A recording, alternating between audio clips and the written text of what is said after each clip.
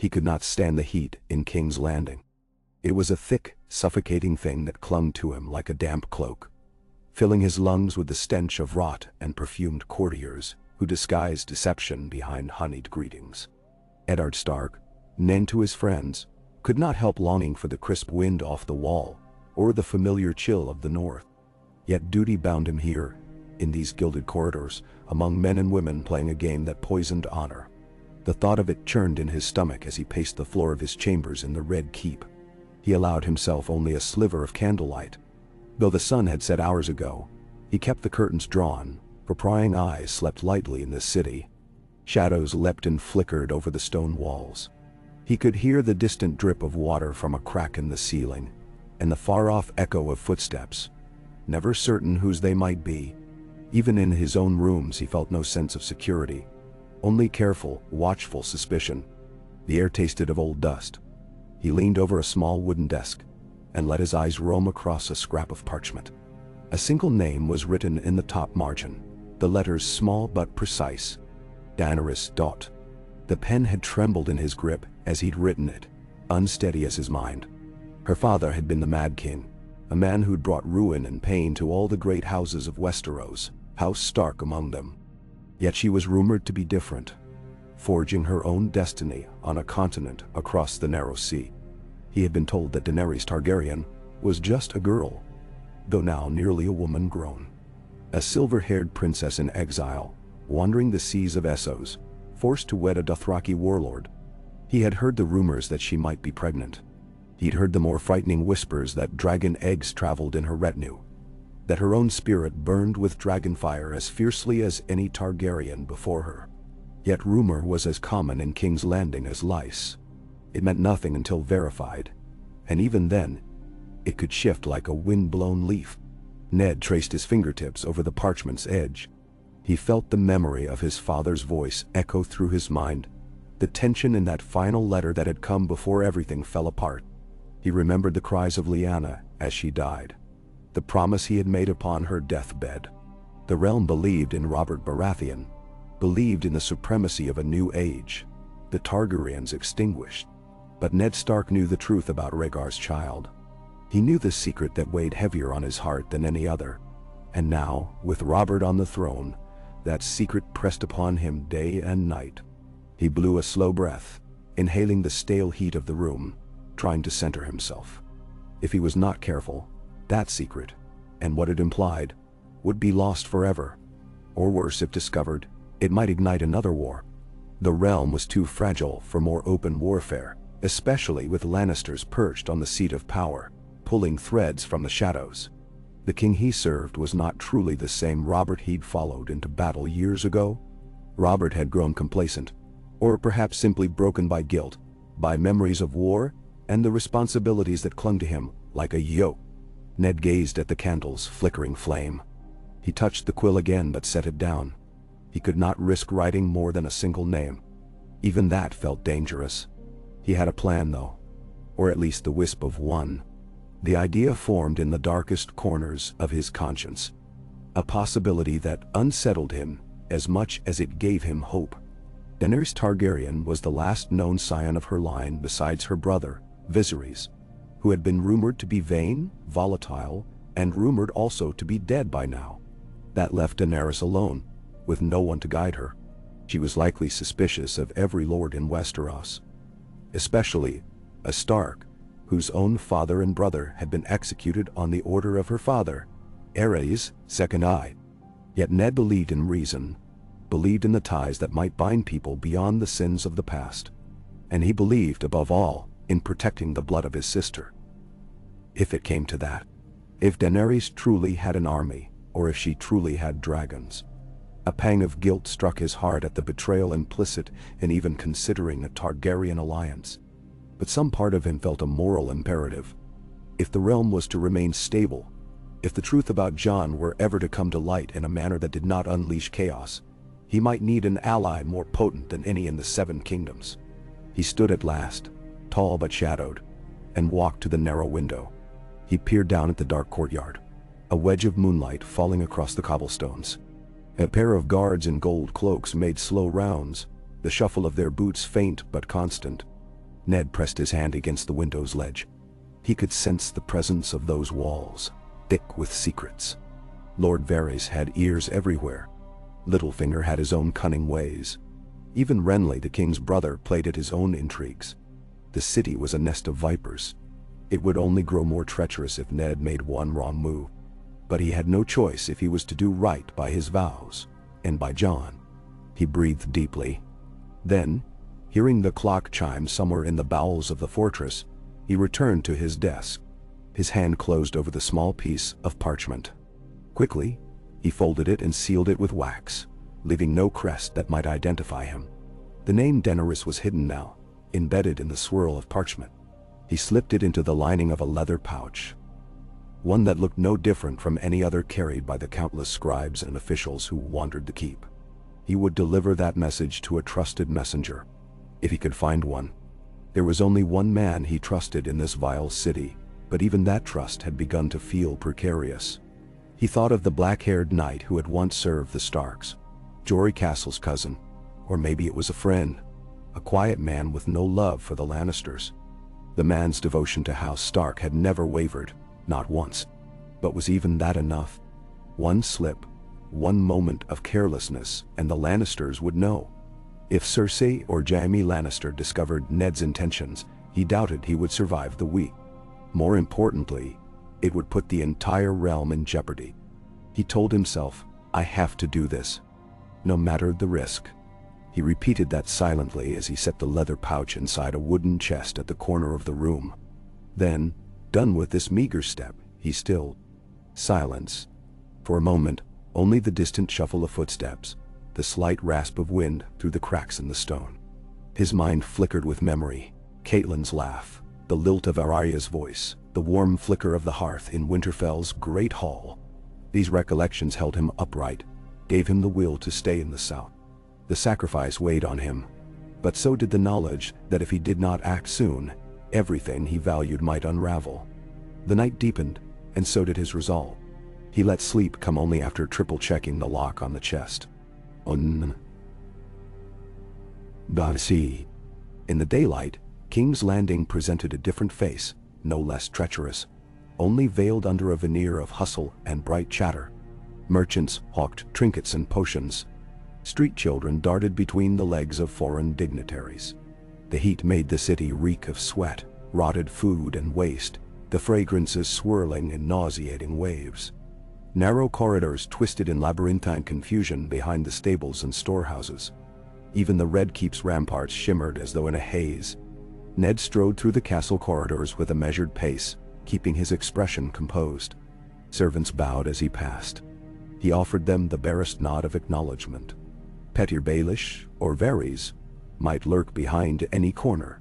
A well-intentioned friend might overhear something they shouldn't. In his youth, he'd never dreamed he would one day cloak himself in such secrecy. But times had changed. He felt the weight of the chest's key in the pocket of his cloak, pressing gently against his thigh with every step. That small metal shape seemed heavier than any sword, for it held the fate of his plan. If any hands but his reached that parchment, he tried not to think of it. By the time he reached the council chambers, he found them mostly deserted. A scribe busied himself by the far table, sorting scrolls and ledgers. The man glanced up and offered a timid bow. Ned responded with a curt but kind nod, then proceeded to the broad table in the center. His eyes roamed over the scattered papers, the orders waiting for the king's seal. Robert rarely attended these matters himself, preferring to hunt, drink, and jest while his small council governed. Ned had hoped to keep his head down, handle his duties as Hand of the King quietly. But the more he saw of the realm's finances, the more he realized how precarious everything stood. A letter from one of the Master of Coin's men indicated supplies were running short. Another note spoke of unrest in the Riverlands. The Lannisters had grown bolder. The crown was in massive debt. Every piece of evidence suggested a realm balanced on a knife's edge. If a new war erupted, or if another threat rose, like Targaryens claiming birthright or sellsword companies looking to profit from turmoil, Westeros would shatter under the burden. He pressed his lips together as the scribe laid out fresh demands from the king for a lavish tournament. Always these frivolous displays, draining the coffers. He let the scribe drone on while he drifted in his own thoughts. He needed to do more than address debts. He needed to secure a stable future for his family, for the entire kingdom.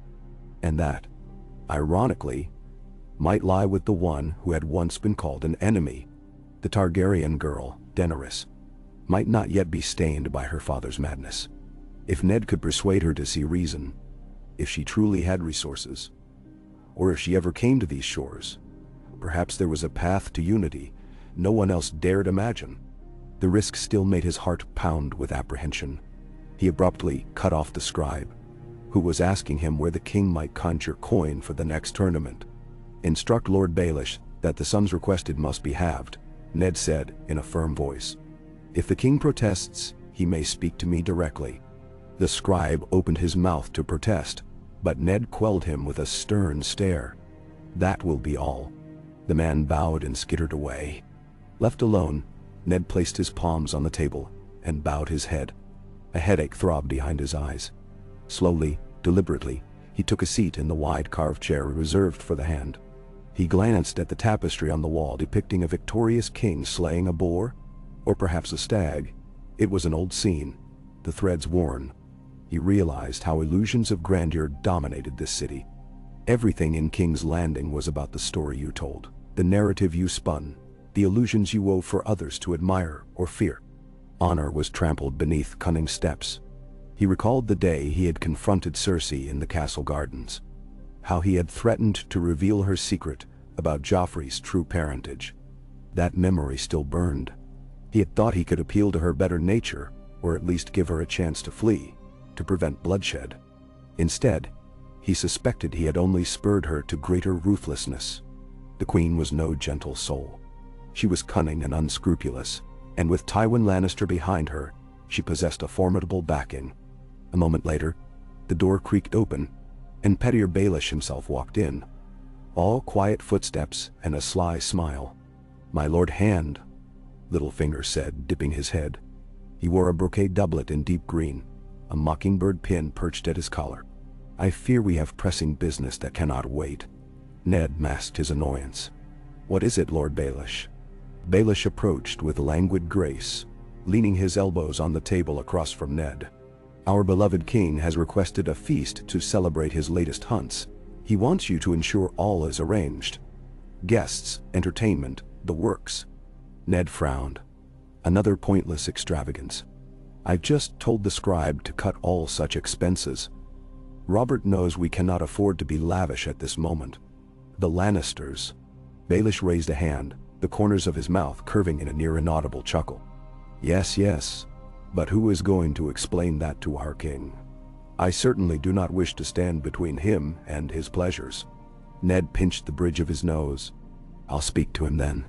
"I wonder," Baelish said softly, "if something troubles you, Lord Stark? You seem more dour than usual, if that's possible." Ned fixed Baelish with a cool stare. "No more than the usual troubles of state. I do not relish these games, Lord Baelish." Baelish gave a half smile and stepped back from the table with a flourish. "Games are the very lifeblood of King's Landing, my lord. We would not have our dear city starve, would we?" Ned said nothing, watching him depart. He waited until the door fully shut, and the faint echo of Baelish's footsteps receded before exhaling slowly. Then he rose, deciding that the next step of his plan required motion, not simply burying himself in these documents. He would pay a visit to the city watch or perhaps one of his loyal men in the yard, test their reliability one final time before entrusting them with the message. He didn't want to rely solely on a new recruit, not for something like this. Crossing the corridor, he thought he glimpsed a swirl of purple silk vanish around a corner. It might have been Varys, that silent spider. Ned's heart rate quickened. He pressed on, refusing to let them see any sign of fear or conspiracy. The sunlight felt searing when he stepped out into the courtyard. The space was busy with men at arms practicing with steel swords, the clang and ring echoing off the high walls. Ned paused near a rack of spears and watched for a moment. Guards in gold cloaks marched in formation at the far end, while men in stark livery, fewer in number, stood by, conversing quietly. He spotted Tamard, one of his household guard. a broad-chested man with a battered shield resting at his feet. Ned beckoned him with a subtle gesture. Tamar approached, bowing his head. "My lord," Ned spoke in a low tone. "Walk with me." They made their way toward a quieter corner near the stables, where the scent of hay mingled with the sharper smell of horse sweat. Stable hands hurried past, brushing horses, carrying buckets of feed. Ned caught a glimpse of one of the prized palfreys the queen favored, done up in golden ribbons. He faced Tamar, scanning the stable to ensure no watchers hovered nearby. "Tell me," Ned began, "if there were a letter of utmost secrecy I needed delivered beyond the seas, would you know a man who could do it? Discreetly?" Tamar's brow furrowed. "My lord, sending anything across the narrow sea is risky business. There's always sailors and dock folk who talk for coin. But I might know someone. An old friend, captain of a small vessel that runs cargo to Pentos. He's never had ties to the Lannisters, nor to the crown. He prefers to keep his head low. If the coin is good, he'll keep his mouth shut." "Nanatormol?" Ned considered carefully. "I see. And you trust him?" Tamar gave a brief nod. "Aye, as much as one can trust a smuggler. I served with him once during Greyjoy's rebellion. The man has no great love for the nobility, but he owes me his life. If I ask him for a favor, he'll do it." Ned felt the faint stirrings of hope. "That might be what I need. Wait for my word. But speak of it to no one, do you understand?" Tamar placed a hand over his heart. "Oh, of course, my lord." Ned offered him a tight smile and stepped away, feeling the burn of tension along his shoulders. The next piece was nearly in place. He would have Tamar take the letter from the chest to this smuggler's ship. The letter carried only a name now, but perhaps in time, if negotiations were possible, it would include more. The first step would be verifying Daenerys' location and whether she was even inclined to read a letter from the hand of the king, who served the man who had tried to have her assassinated. A wave of guilt washed over him at that. Robert had wanted her dead the moment he learned of her marriage to the Dothraki Khal. Ned had opposed that plan vehemently, but Robert's advisors and the Lannisters had seemed all too eager to endorse it. He had to wonder if that attempt had made Daenerys hate the Seven Kingdoms even more. How would she respond to a secret message from the Starks?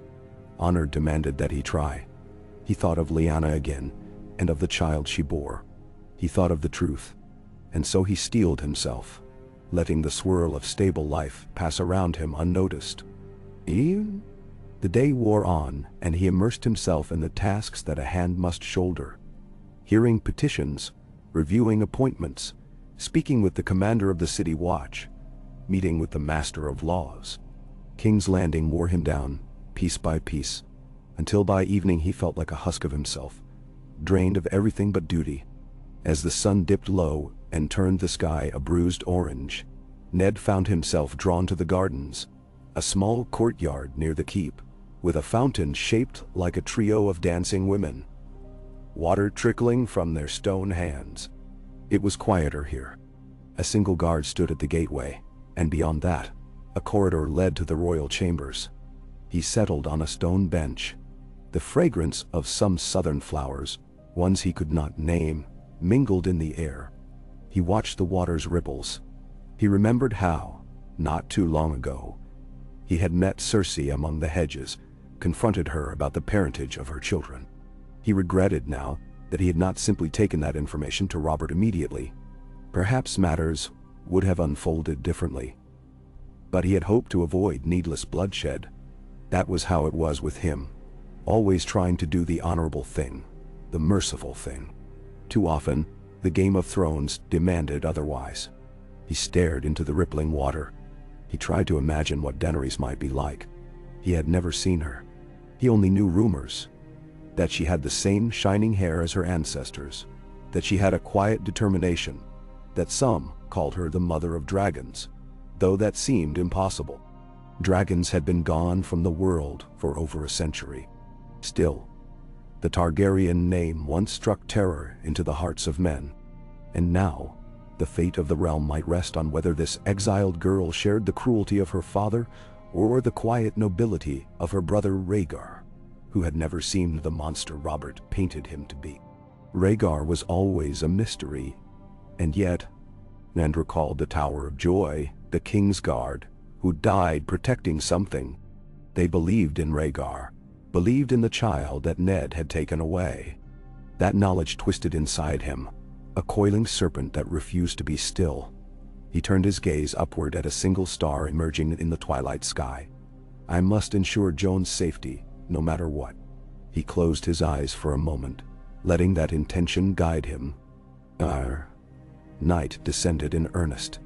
After a sparse meal in the privacy of his chambers, Ned retrieved the key and opened the wooden chest. The parchment lay where he had left it, sealed and unassuming. He lit a fresh candle. The flickering glow cast his shadow along the wall. He had intended to call for Tomard right away, to set the plan in motion. Yet an urgent voice in his head told him to be thorough, to be sure. Perhaps he should include a short message, something that might persuade Daenerys to read on if it ever reached her hands. He removed the seal and unrolled the parchment. The single name looked lonely in that expanse of empty page. He carefully dipped his quill in ink. His mind whirled with how to phrase something so delicate. If he was too direct, the letter could betray him. If it was too cryptic, Daenerys might dismiss it as nonsense. Carefully, he wrote, "To the princess in exile. There are secrets in the blood of the North that concern you, and perhaps your future. I come to you not as an enemy, but as one who seeks to preserve the realm from ruin. This is not known to any, and our fates may be tied in ways you cannot guess. If you wish to know more, find a way to send word to the wolf who guards the realm's peace. We share a name now lost to the storms of war, Targaryen." He paused, rereading the words. They seemed too direct, but if he did not invoke the name Targaryen, how else to ensure she recognized the significance? He thought of signing it, but that might be too great a risk. Instead, he drew a tiny sigil of a wolf at the bottom, but so small and rough that only a keen eye might identify it. Then he folded the parchment again and sealed it anew with plain wax. Mindful that any official Stark seal could mean condemnation if it fell into the wrong hands. He pressed the wax shut, his heart pounding. There. It was done. He tucked the letter into a plain leather envelope. Then he waited, struggling to steady his breathing. 1,000 scenarios danced in his mind. Perhaps Daenerys would tear it up in anger or distrust. Perhaps it would never reach her at all. Perhaps it would land right in the hands of her advisors, or worse, in the hands of someone who would use it against both of them. But he had no control over that. The only control he had now was how carefully he passed it along. Drawing a cloak over his shoulders, he moved to the door, ensuring the hallway was empty. It was nearly midnight. Only a pair of torches sputtered along the walls. He made his way quietly, step by step, down the corridor, past the yawning guard posted at a distant intersection, until he came to the small common room where his household guards sometimes gathered. Tomard was there, nursing an ale, but he sprang to attention when Ned entered. "My lord," Tomard said, voice hushed. Ned handed him the envelope. "Have your friends sail with this tonight if possible," he murmured. "No one else can see it." Tomard nodded. "He's set to leave at dawn's first light, but I can rouse him to cast off earlier. We'll make it quiet, no fuss at the docks." Ned squeezed his shoulder. "I trust you." Tomard, a man of few words, only nodded once more. Then, tucking the envelope securely under his cloak, he slipped away into the shadows of the keep. Ned watched him go, feeling strangely hollow. He had done it. The letter was on its way, or at least it soon would be. Now everything balanced on the uncertain scales of fate. Ned lingered there a moment longer before returning to his chambers. He suddenly felt the weight of exhaustion. Yet, when he tried to sleep, no rest came. His mind conjured images of a silver-haired girl across the sea, reading his words, deciding if they were trap or truth. A swirl of possibilities flooded his thoughts. An alliance that could save them all, or brand him a traitor to the crown, or a monstrous vengeance if Daenerys were as mad as her father. The questions hammered at him in the dark. Far across the narrow sea, Daenerys Targaryen stood at the edge of the Dothraki Sea. Though she did not yet know it, A small ship bearing a secret letter would soon begin its voyage toward the port city she traveled near. That was the future.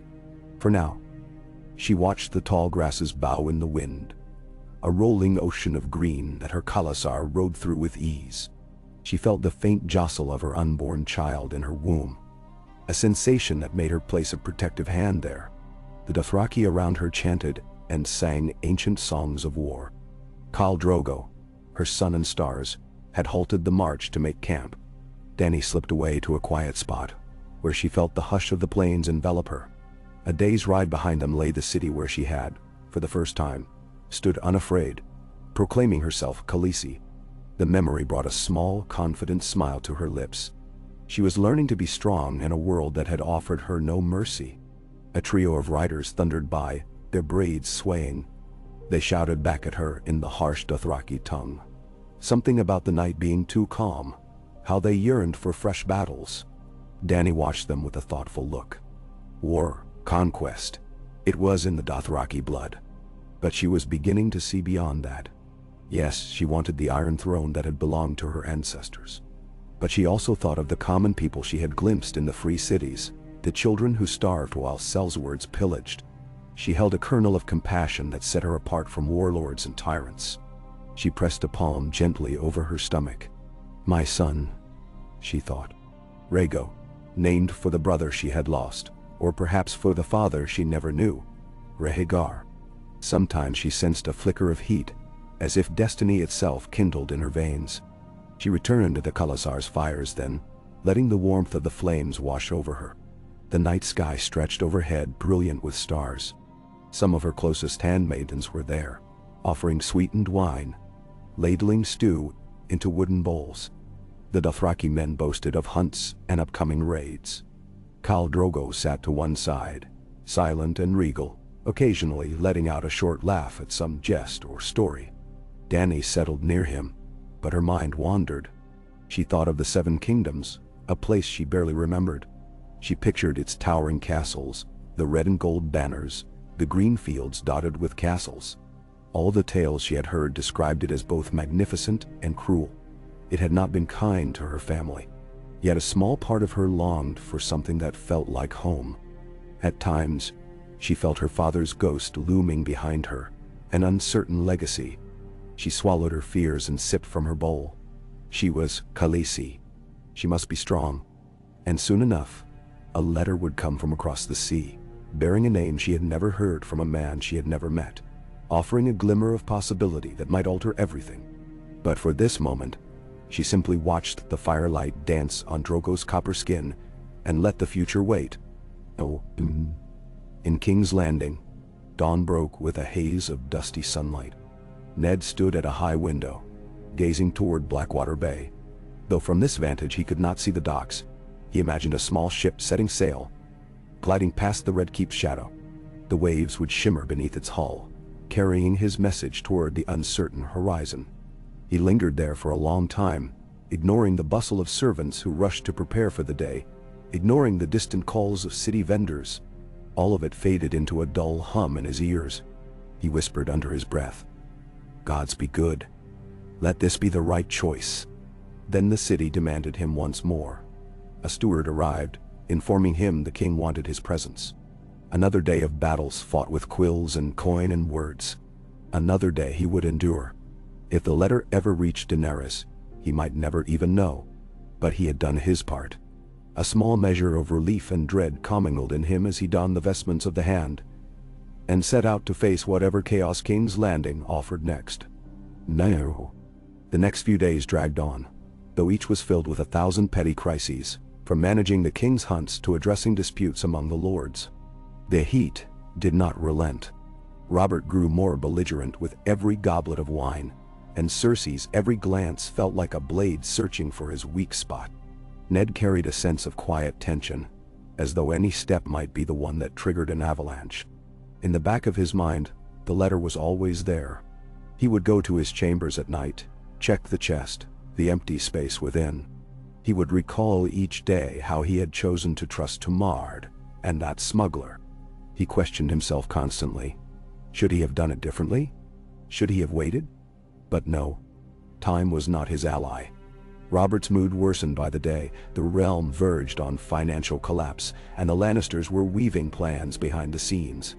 If Daenerys was out there, a figure who might lay claim to the throne, it was better to face that possibility now, with open communication, rather than let her come in fire and blood.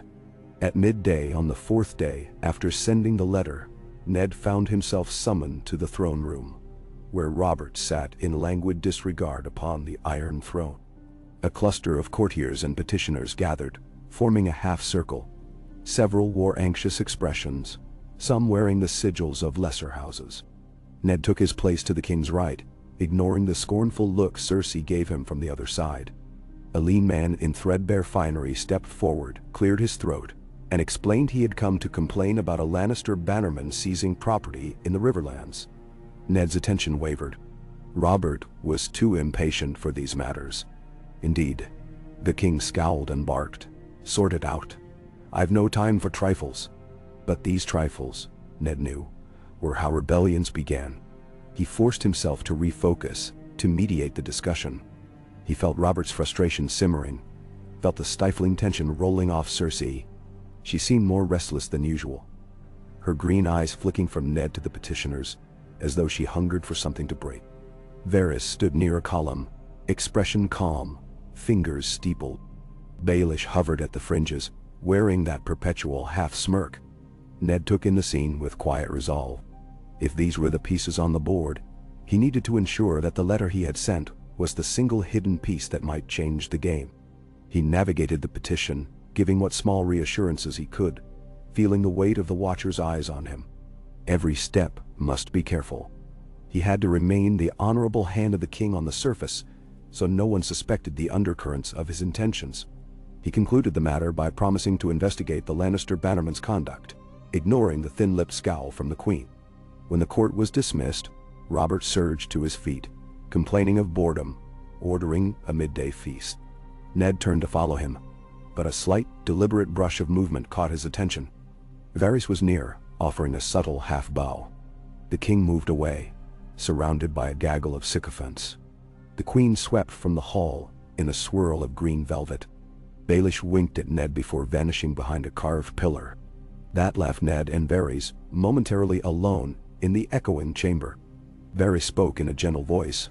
"Lord Stark, might I have a moment of your counsel?" Ned's jaw tightened. He had never quite grown comfortable with the spider's presence. "If you must." Varys' soft slippers whispered on the stone as he approached. "These are troubled times, my lord. I fear the realm is perched on the edge of a knife. Rumors abound." He let the words dangle in the air, as if expecting Ned to bite. Ned kept his expression impassive. "Rumors always abound, Lord Varys. It is the nature of the city." Varys tilted his head in an avian manner. "True, true. Yet certain rumors are more dangerous than others. Some suggest that you have no love for the Targaryens, that you might be at odds with our dear king's policy regarding them. Others whisper quite the opposite, that you might be more merciful. I wonder if you have considered the consequences of either stance." There, a coolness spread through Ned's limbs. "I do my duty as the king's hand," he said carefully. "You concern yourself too much with rumors, Lord Varys." Varys placed a hand over his chest. "My only concern is the stability of the realm. Should certain actions, ill-advised or otherwise, be set in motion, we would all pay the price." He paused, then continued, "I trust you are as devoted to peace as I am. May the gods guide us both." Ned gave a stiff nod, uneasy at how near Varys' words cut. The spider always knew more than he let on. Yet it was unclear whether he specifically suspected Ned of contacting Daenerys. That was a matter too dangerous for direct confrontation. Ned turned abruptly and left the throne room, ignoring the curious gaze that followed him. The conversation left a bitter taste in his mouth. He felt the truth swirl in him unspoken. He had indeed taken an action that could be deemed ill-advised by most. But it was done. He could only keep to his path. And so he retreated to the Tower of the Hand, doing what he could to maintain the facade of normalcy, while inside, each moment felt like another step toward an unknown fate. And wow. On a day soon after, With the midday sun scorching the city, Ned stood on the Red Keep's ramparts, letting a faint breeze brush his face. The harbor spread out below, ships of many sizes bobbing on the water. He scanned them from afar, wondering which might bear the news he awaited. It was too soon for any reply, if such a reply would even come. His breath was a shallow sigh against the heated air. He recalled the sense of peace that Winterfell's godswood always gave him. Here, there was only the hiss of wind and the clang of smiths working in the yard below. He let himself imagine what might happen if Daenerys answered. If, by some miracle, a letter came describing her willingness to talk, to negotiate. How could they do so safely and in secret? He pictured the swirl of events that might ensue if the Targaryen banner was raised once more. Robert's fury would be unbridled. The Lannisters, hungering for advantage, might strike from the shadows. The realm could break like light glass. Yet perhaps an accord could be made, carefully shaped to avoid open war. If Ned could guide the realm into a new era, one that recognized truths, that protected innocent blood, that put aside old hatred, was that not worth the risk? Lyanna's dying wish had always weighed on him. She had loved Rhaegar Targaryen, even if the realm saw that as an abduction. The child born of their union had Stark and Targaryen blood. If Daenerys were truly a just figure, maybe one day the truth of Jon's heritage could be revealed without retribution. It was a fragile hope, but it was all Ned had. He turned away from the harbor, determined to keep his mind on the present. Step by cautious step. Dotty. That was the only way forward.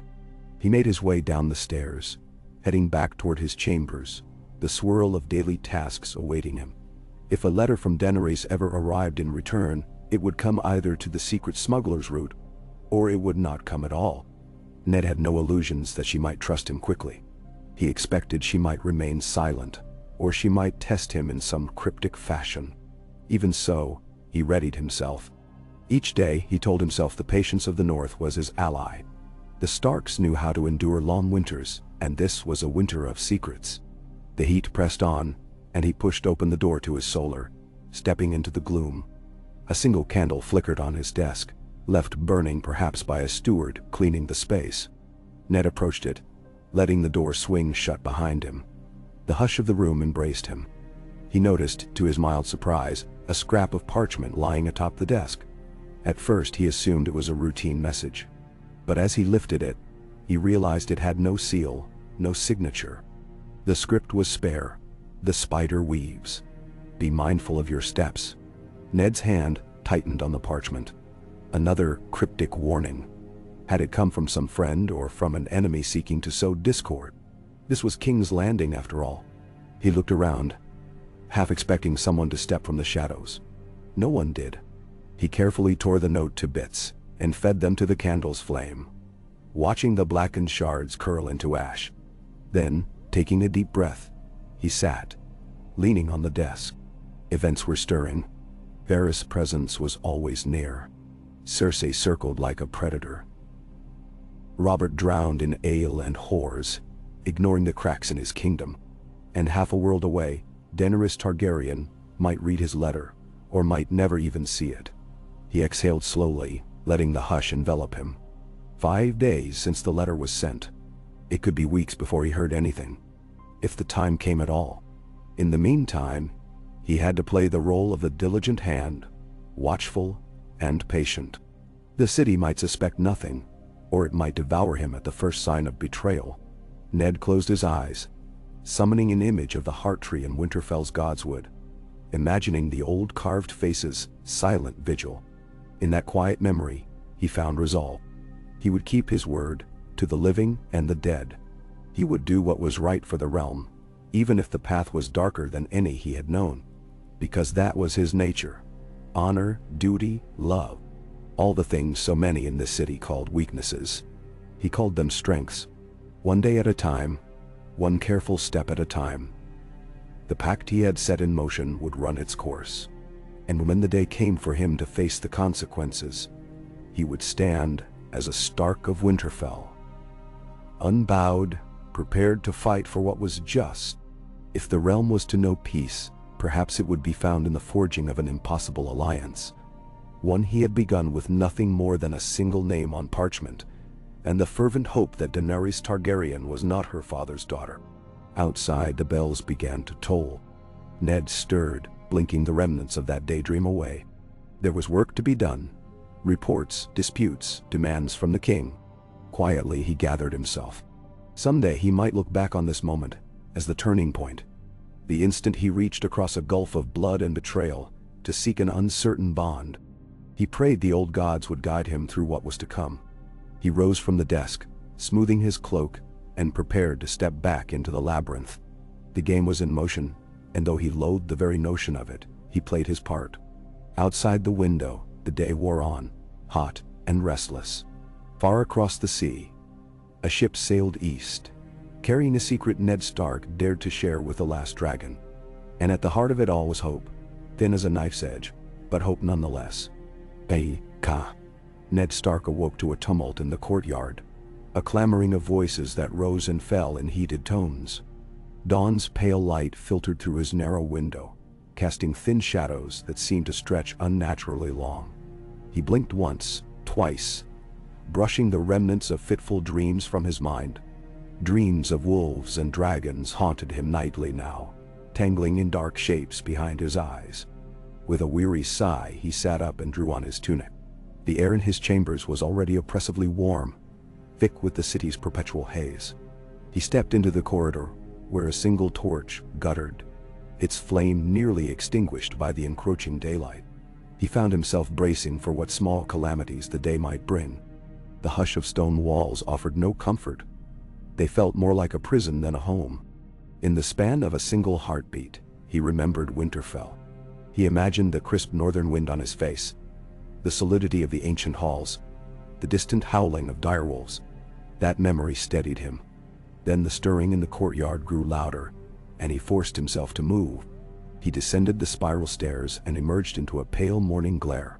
Servants milled about in agitation, their voices hushed but urgent.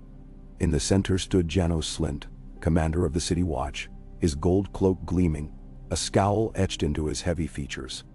Opposite him was Lord Renly Baratheon, the king's youngest brother, lithe and impeccably dressed, face flushed with annoyance. Between them lay a wagon, half-loaded with crates, and behind that, a group of startled guards. Ned kept his stride calm and measured, ignoring the fresh slick of perspiration on his brow. "My Lord Hand," Janos Slynt called out, forcing a rigid bow. "Might you settle this matter? The king's brother refuses to let us search his wagon." Renly's eyes narrowed, though a flicker of amusement danced there too. "Because it's a private delivery from the Stormlands. Personal items, none of which are any concern to the city watch." Slynt's lips curled. "We have had reports, rumors if you will, weapons, contraband, or items best left unspoken, hidden in certain shipments." Renly gave a dry laugh, turning to Ned with a sweeping gesture. "Lord Stark, my dear brother's sworn friend, I appeal to you. Will you allow this petty functionary to rummage through my mother's old tapestries? Because that's precisely what he will find within." Ned took a measured breath. He felt a swirl of tension in the air. Renly's pride, Slynt's grim resolve, the half-curious stares of onlookers. A confrontation here would only feed the rumor mill. Already, the tension in King's Landing had soared to a fever pitch. Let them tear each other apart or intervene. He decided on the latter. "This matter can be resolved privately," Ned said. "Lord Renly, would you permit a brief inspection? If there is nothing to hide, the search will be swift." Renly's eyes flicked from Ned to Slynt. "For you, Lord Stark, I'll allow it, but I do not make a habit of letting every suspicious commander pry into my affairs." Slynt opened the wagon's latch, rummaging among bolts of cloth and a series of carved boxes. One by one, guards combed through the load under Slynt's watchful eye. After a few tense minutes, they found exactly what Renly had claimed: faded tapestries, silver candlesticks, a few sealed letters bearing the stag of House Baratheon. No weapons, no contraband. Renly folded his arms. "Satisfied?" Slynt grunted. "Seems so." He ordered his men to stand down. Renly gave Ned a polite nod, his patience clearly tested, then guided his horses forward. The wagon rolled away, departing for Renly's private quarters. Ned watched them go, aware that this was only a small moment in a city brimming with 1,000 such daily frictions. Each carried the potential for violence. How quickly King's Landing could erupt if pride or paranoia flared. He turned to Slint, who was signaling for his men to disperse. "You must tread carefully, Commander," Ned said quietly. "Lord Renly is the king's brother. Show him respect, or you risk angering the king." Slint cast a dark look around. "My men have to do their duty, Lord Hand. When suspicious rumors arise, we cannot turn a blind eye." Ned's voice lowered further. "Then be certain your rumors are well-founded. We do not need more chaos than we already have." Slint bowed stiffly, muttering something under his breath, and turned on his heel. The courtyard gradually emptied, leaving Ned alone with the sour aftertaste of that confrontation. Perhaps he thought this was a small ripple, but there were many ripples in a storm-tossed sea. Sooner or later, they might converge into a wave that would swallow them all. He made his way to the Tower of the Hand to break his fast. The corridor was mercifully quiet. When he reached the solar, he found a simple meal set out: bread, cheese, a cup of watered wine. He ate without appetite, forcing the sustenance down, mindful that skipping meals would help no one. His thoughts spun around the letter he had sent to Daenerys. Over a week had passed since he entrusted Tamard with it. More than likely, the ship was already crossing the narrow sea. Would it find her? Would the letter be lost or captured? He had no way of knowing.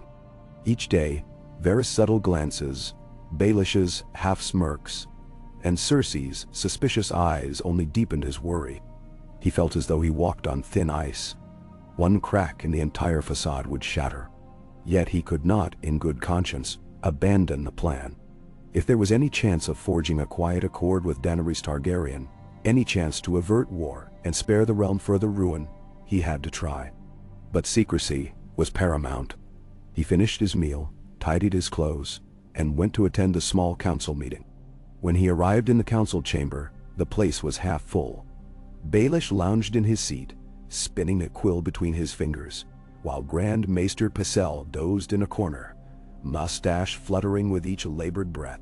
Varys stood near a window, gazing out at the city as if it were his personal web. Ned took his seat at the head of the table, the chair reserved for the Hand. A hush fell. Not long after, the king burst in, accompanied by 2 guards. Robert looked flushed, a faint sheen of sweat on his brow. He carried a meaty fistful of rolled parchments. Without preamble, he flung them onto the table. "Waste of damn time," he growled. "A plague of letters from lords whining about farmland disputes and trade tariffs. I won't read a word of it. You do it, Ned." Ned inclined his head. "Else you wish, your grace." Robert slumped into the largest chair, ignoring Varys' small bow of greeting. "Is that everything for today?" Pycelle cleared his throat, rousing from his doze. "We do have the matter of the crown's debts, your grace, and certain supplies for the winter stores." Robert scowled. "Oh, for the love of the 7. Yes, handle it. I'll not be pinned in here while the sun's shining. There's a boar in the woods with my name on it. Damn me." Before Ned could object or even speak, Robert pushed up from the seat and strode off, trailing the guards behind him. The door slammed. Silence lingered in his wake.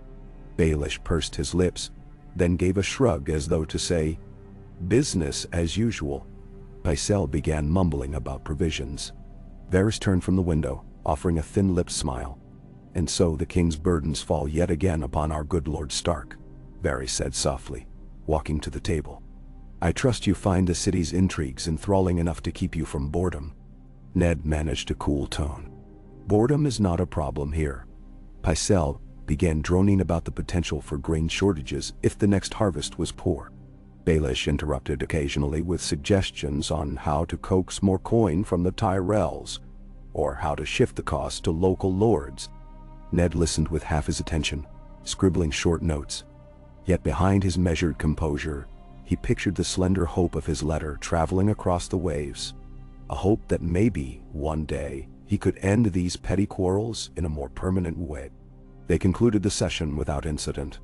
Baelish offered a mocking bow and vanished with a flourish of his cloak. Varys lingered, giving Ned a contemplative look. "My lord. A word, if I may." Ned couldn't well refuse. Pycelle was already tottering out, leaving them alone. Ned steeled himself, thinking of the cryptic note he had received days ago. "The spider weaves. Be mindful of your steps." Varys inclined his head, his expression mild. "Reports from the east suggest the Dothraki Khalasar, led by Khal Drogo, continues to roam near Lazar, gathering spoils, however. Rumor also suggests Daenerys Targaryen carries a son, soon to be born. A boy of pure Targaryen blood." Ned kept his face impassive. Rumors reach King's Landing quickly. Whether they hold truth or not is another matter. Varys folded his hands. "Quite so. Yet the possibility of a new Targaryen heir raised among the Dothraki might prove worrisome to those who fear such a union string." Ned met Varys' eyes. "If the girl truly has a child, I see no reason to panic. The Dothraki cannot cross the narrow sea easily, or so the king's advisors have often said." Varys tilted his head. "Indeed. Ships and gold are required, neither of which the Dothraki possess in abundance. But times do change.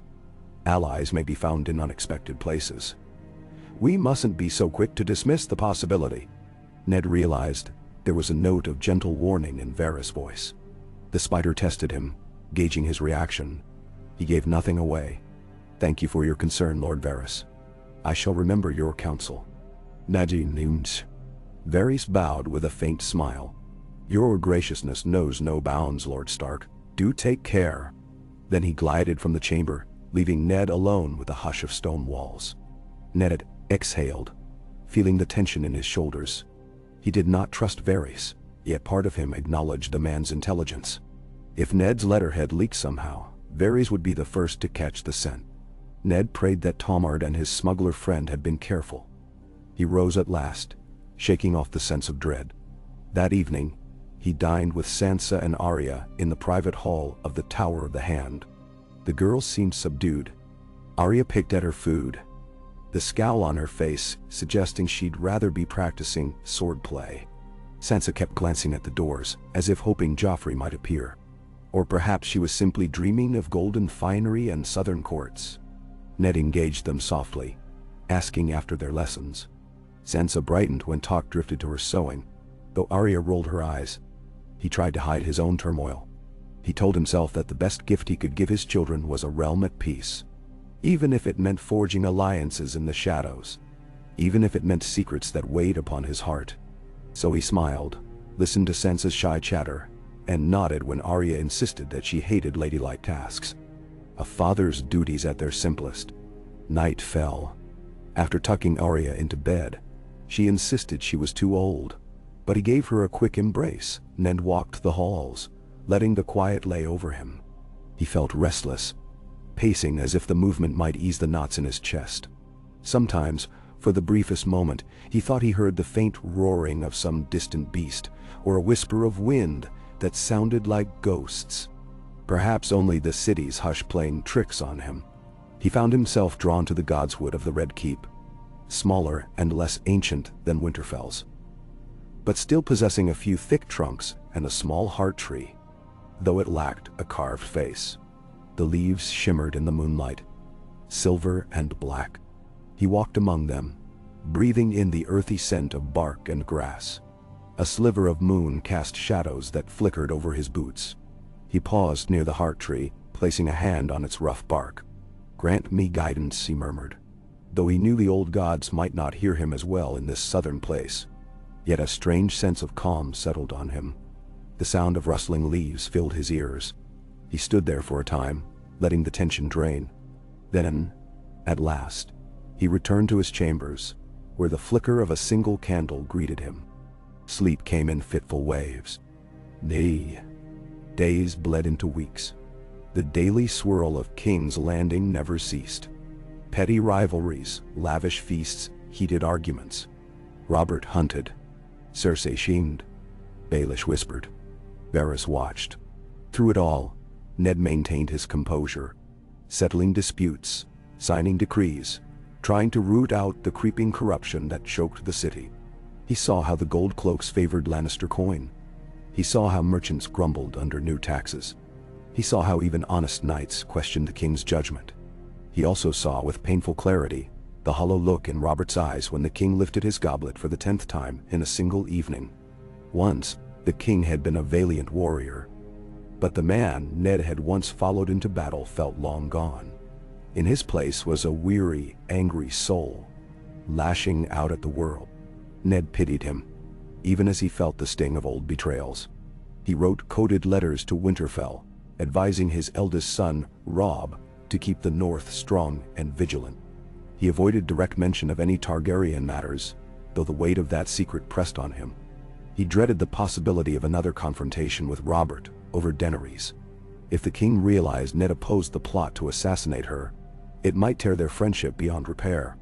But the alternative, condoning the murder of a girl and her unborn child, was unthinkable. Weeks turned into a month, and a new moon rose. On one cool evening after an uncharacteristically fierce rainstorm, Ned found himself in his chambers, gazing at the water-streaked window.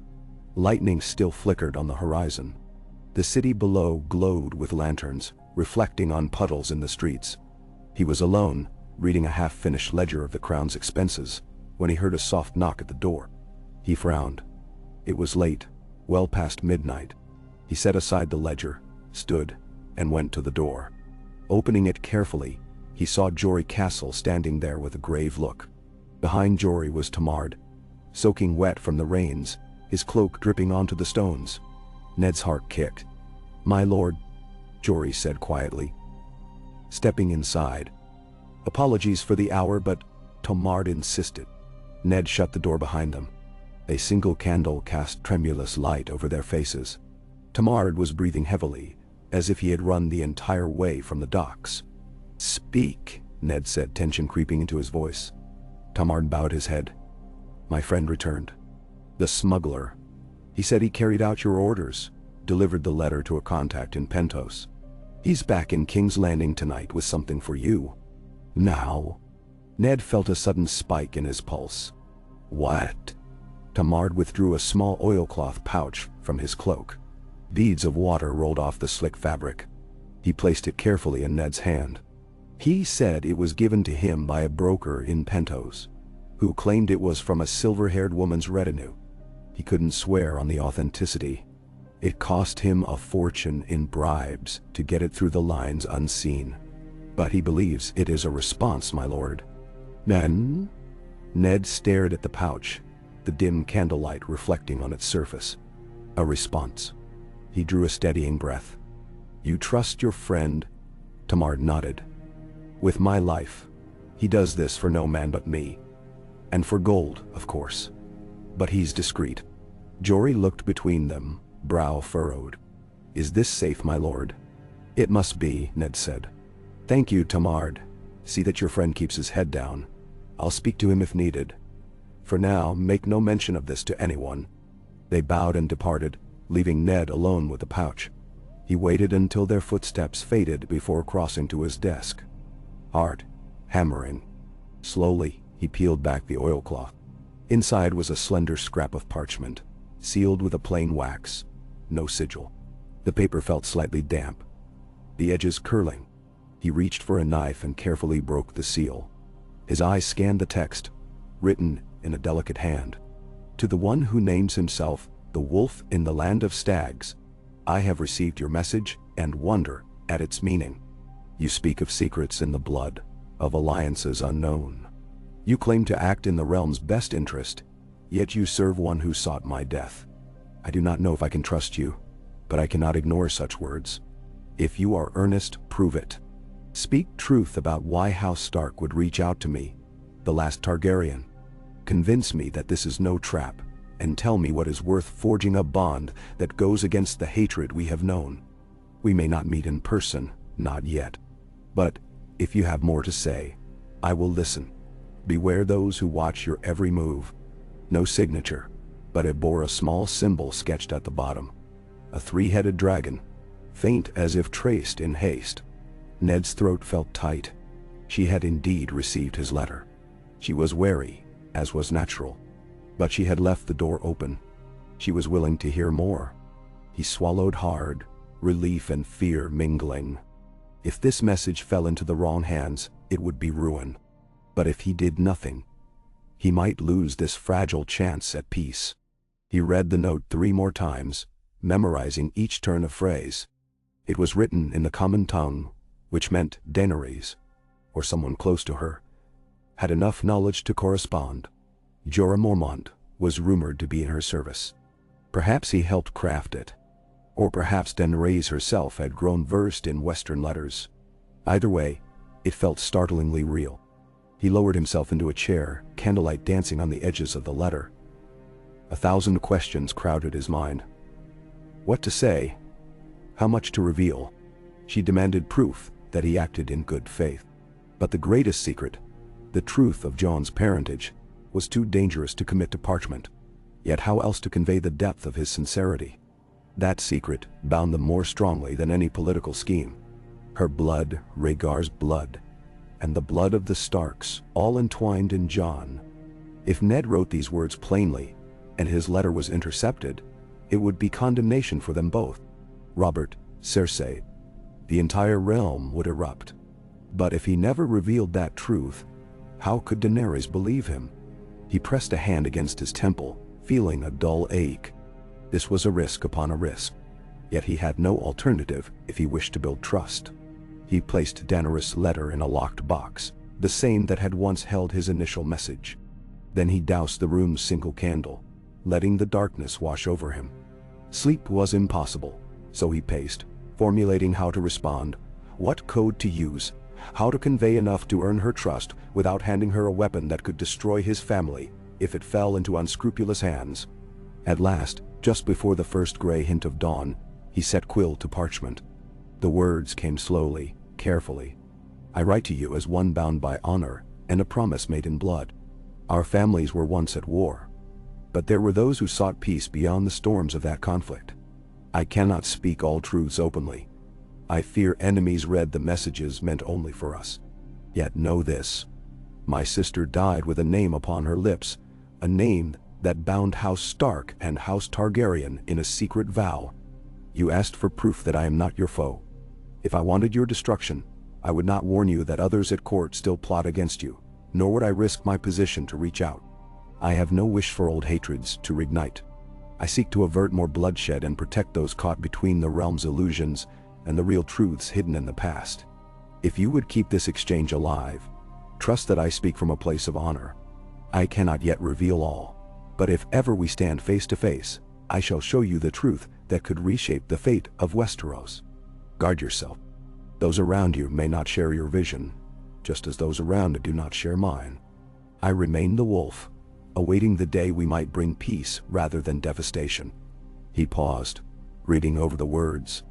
They felt cryptic, but writing more would invite danger.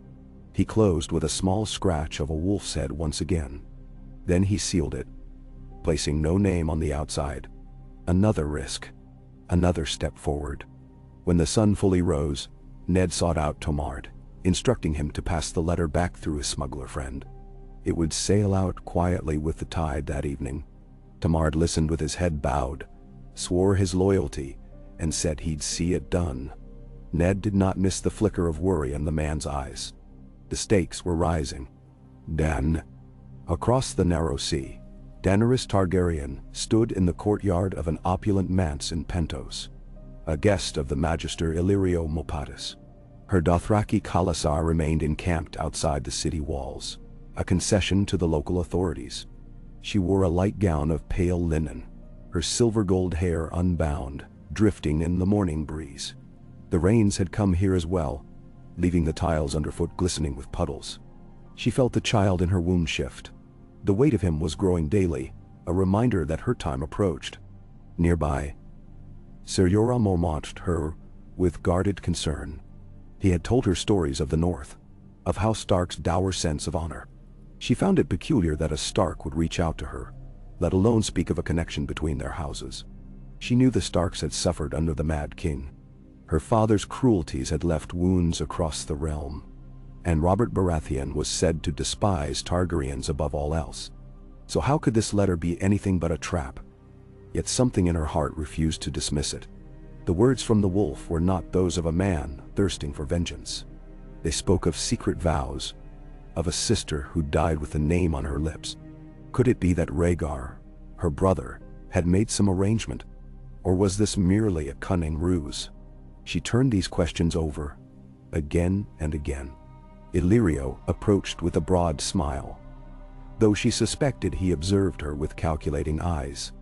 "My sweet princess," he murmured, "the merchants of Pentos are delighted to host such distinguished guests. Will you join me for midday feasts in the High Hall?" Daenerys offered a polite inclination of her head. "I shall soon, Magister. I wish to take some air first." "No." He bowed, departing. Jorah moved to her side, his voice low. "Khaleesi, the men whisper about your child. They believe he will be the stallion who mounts the world. Some question why we linger in this city. They crave the open grass, the freedom of the plains." Daenerys looked out beyond the manse's courtyard to the narrow streets of Pentos. The city felt confining, stifling her with its heavy sense of spice and sweat. "We linger because I need time," she said quietly. "Time to decide our next steps. And we must rest. Khal Drogo, he humors my caution, but even he grows restless." "No, ow." She placed a hand on the swell of her belly. Sometimes she felt certain her son would be born under an open sky, free and fierce. But for now, they sheltered in Pentos. War across the sea was no small undertaking, especially when the King of Westeros had powerful allies, and she knew that attempts had been made on her life already. The wolf's letters suggested more would come. Jorah hesitated, then spoke. "About that letter, Khaleesi Daita. You know I have counseled caution. This Ned Stark was your father's enemy, or at least your father's house was his enemy. But from all I have heard, Eddard Stark is a man of unwavering honor. Perhaps he truly is different from the others at King's Landing." "Danon." She studied him, the lines of his face etched with regret. Jorah had served the Starks once before exile. "You believe him worthy of trust?" Jorah shook his head. "I do not know. But if anyone in Robert's circle might consider parley rather than murder, it would be Ned Stark." Daenerys nodded thoughtfully. "Then we shall wait for his next letter." Inside her chambers, she kept the wolf's first note hidden behind a tapestry, as though by tucking it away, she could keep it from shaping her future. Yet she found herself rereading it each night. The words that spoke of secrets, of the realm's illusions, set her mind alight with endless possibilities. She thought of Rhaegar, the brother she had never truly known, who supposedly loved music and prophecy more than war. Had there been some unspoken bond he forged with the Starks? It seemed impossible, yet her entire life was shaped by the improbable.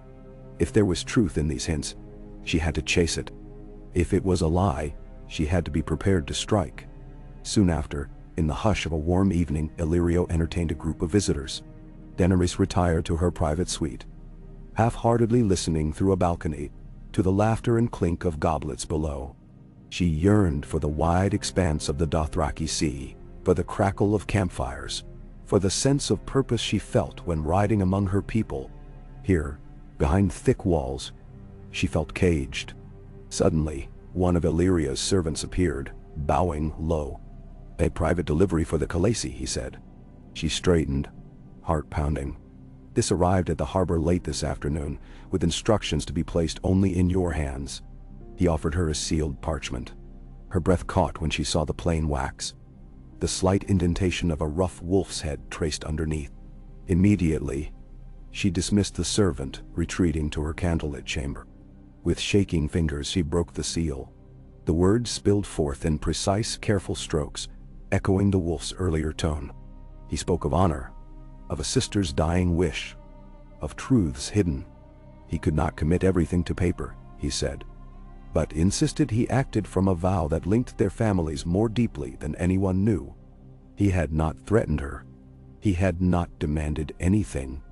Instead, he had risked telling her that forces within King's Landing sought her blood, that the king might be swayed to try once again to end her life. Such warnings were not new, but hearing them from someone so close to the throne rattled her. She read the letter twice, then once more. letting each phrase settle. Then she called Jorah. When he arrived, she held out the parchment. "Tell me if you think these are the words of a liar." Jorah scanned it, brow knit. After a moment, he exhaled. "It reads genuine to my eyes, but clever liars do exist. If this is a ruse, it's exceptionally well crafted." Daenerys paced near the flickering brazier. Outside, the moon cast pale stripes of light across the tiled floor. She turned, her gown swishing around her ankles. "He wants me to believe he has knowledge from the past that unites Targaryen and Stark. I know the histories. The Mad King killed Ned Stark's father and brother. Such hatred does not vanish easily. But Rhaegar was not like his father." She paused, thinking of all the rumors she had heard about her eldest brother. How he had died on the trident fighting Robert Baratheon. Yet, there were also tales that Rhaegar had loved someone else, a woman from the north. Though the details were shrouded in rumor and contradiction. Could that woman have been Ned Stark's sister? She looked at Jorah. He speaks of a sister who died with a name on her lips. Could that be Lyanna Stark? The story we were told is that my brother abducted her, that it led to war. But what if it was something else? Jorah's mouth set in a grim line. There were rumors that Rhaegar and Lyanna loved each other, that their union was not forced. I do not know the full truth, but some quiet whispers spoke of a secret wedding. Yet Robert Baratheon's fury overshadowed all. The realm believed it was an abduction and assault. House Stark and House Baratheon united against your father. The results were catastrophic. Daenerys closed her eyes, inhaling slowly. If Rhaegar had loved Lyanna, and if that was the sister Ned Stark referred to, then perhaps Ned believed there was more to the story. Perhaps he believed an heir existed, or perhaps he simply sought to honor his sister's memory by forging peace. The possibilities overwhelmed her. She opened her eyes, gazing at the letter once more. I must respond. I want to know what vow was made. If Rhaegar trusted Lyanna, and if Lyanna trusted her brother, there might be a path we can follow. We cannot simply remain enemies because history demands it. Jorah nodded. But I advise caution, Khaleesi. If you reveal too much, you give King's Landing a weapon. The wolf claims to be your friend, but he is also the hand of your greatest enemy. Nenetaro. Her hand drifted protectively to her belly. I will be cautious, but I will not ignore this. Whatever truths exist about my brother and Lyanna Stark, I must know. She set the parchment aside, took a fresh piece of vellum, and began to write her reply. She chose her words with care, matching Ned Stark's careful tone. She acknowledged the possibility of a secret union between Rhaegar and Lyanna, but she did not confirm her acceptance of it. She questioned whether Ned had proof that could quell the tide of hatred in Westeros. She spoke, too, of her unborn child, and how she sought a future free from the blood feuds that had consumed their families. Then she signed with a simple flourish that evoked a dragon's wing, sealing it quickly. The entire time, her heart raced. She gave the sealed letter to Ser Jorah, instructing him to deliver it through the same route that had brought the wolf's message. Jorah departed into the night, and Daenerys felt both dread and excitement swirl in her veins. If her father's madness had sown destruction, and if Robert's wrath had nearly ended the Targaryens, perhaps a new generation could mend what was broken. Yet she knew there would be those who would never accept it. She remembered the taste of fear when she had been forced to flee the shadow of assassins. This was a risk. But she was no longer a frightened child. She was a Khaleesi of the Dothraki, soon to be mother of a powerful son. She would take destiny into her own hands. In King's Landing, Ned Stark felt the oppressive summer heat bearing down on him day by day, but he also felt something else. The faint threads of a clandestine correspondence weaving across the sea. Each day, he carried on as the hand, balancing the king's exasperation with the city's demands. Servants scurried with fans, hoping to cool the overheated castle rooms. The Lannisters prowled the corridors. Renly plotted for his own ascendancy, though in what shape, Ned could not say. And behind it all, the spider wove his webs. A fortnight after sending his second letter, Ned received another hush summons from Tomard in the dead of night. He slipped from his chambers, found Tomard waiting in a small torchlit alcove. The man looked strained, as though he dreaded the next words from Ned's mouth. "My lord," Tamard said quietly, pressing a small rolled parchment into Ned's hand. "Came in on the last ship. Same route. The smuggler said it was delivered through the same broker in Pentos. He urged you to keep it hidden." Ned nodded, heart pounding in his chest. "You have my thanks, Tamard."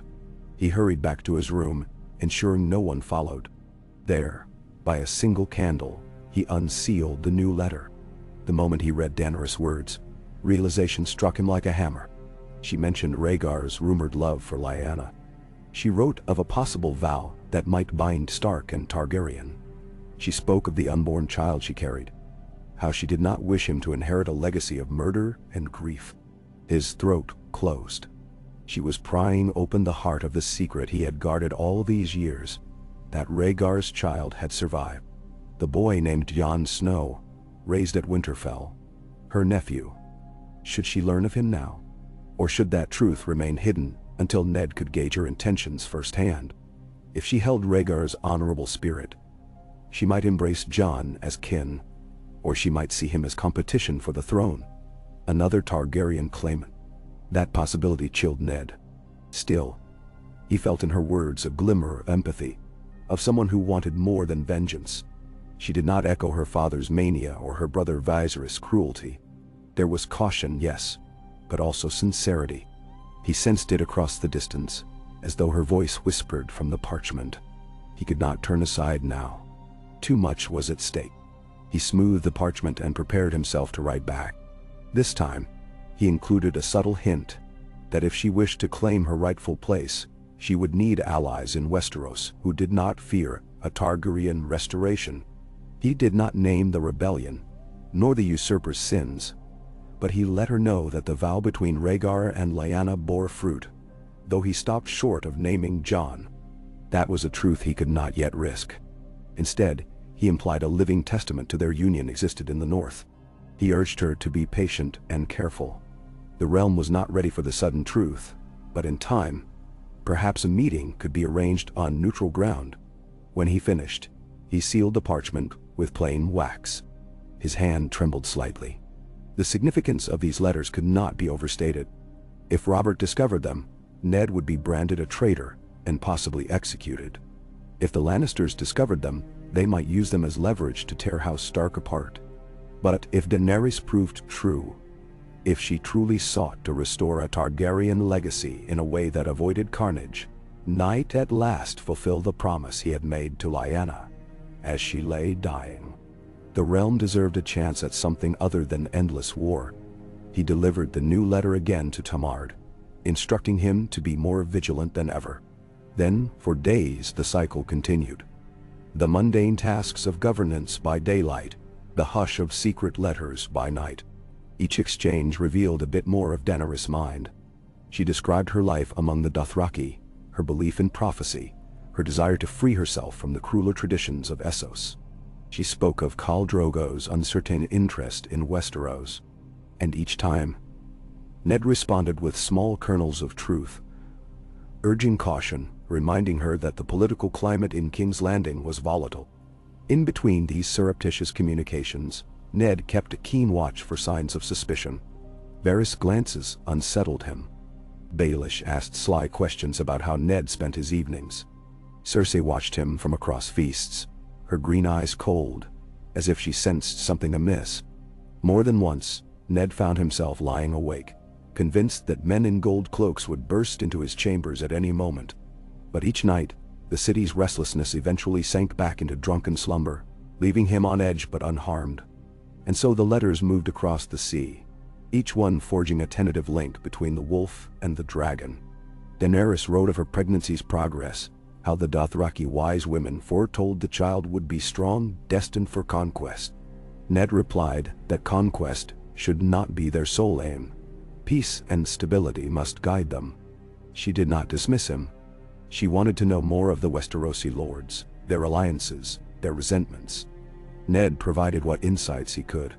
He was no spymaster like Varys, but he knew the hearts of men well enough. Sometimes, reading her words by candlelight, Ned felt a sense of awe. He was forging a bond that stood in direct defiance of the entire war that had upended Westeros. He recalled how Robert, drunk and triumphant, had once roared his desire to see every Targaryen dead. Now Ned held in his hands a Targaryen's letters, speaking with warmth and caution of a future that might unite them. Could Robert ever accept such a thing? Likely not.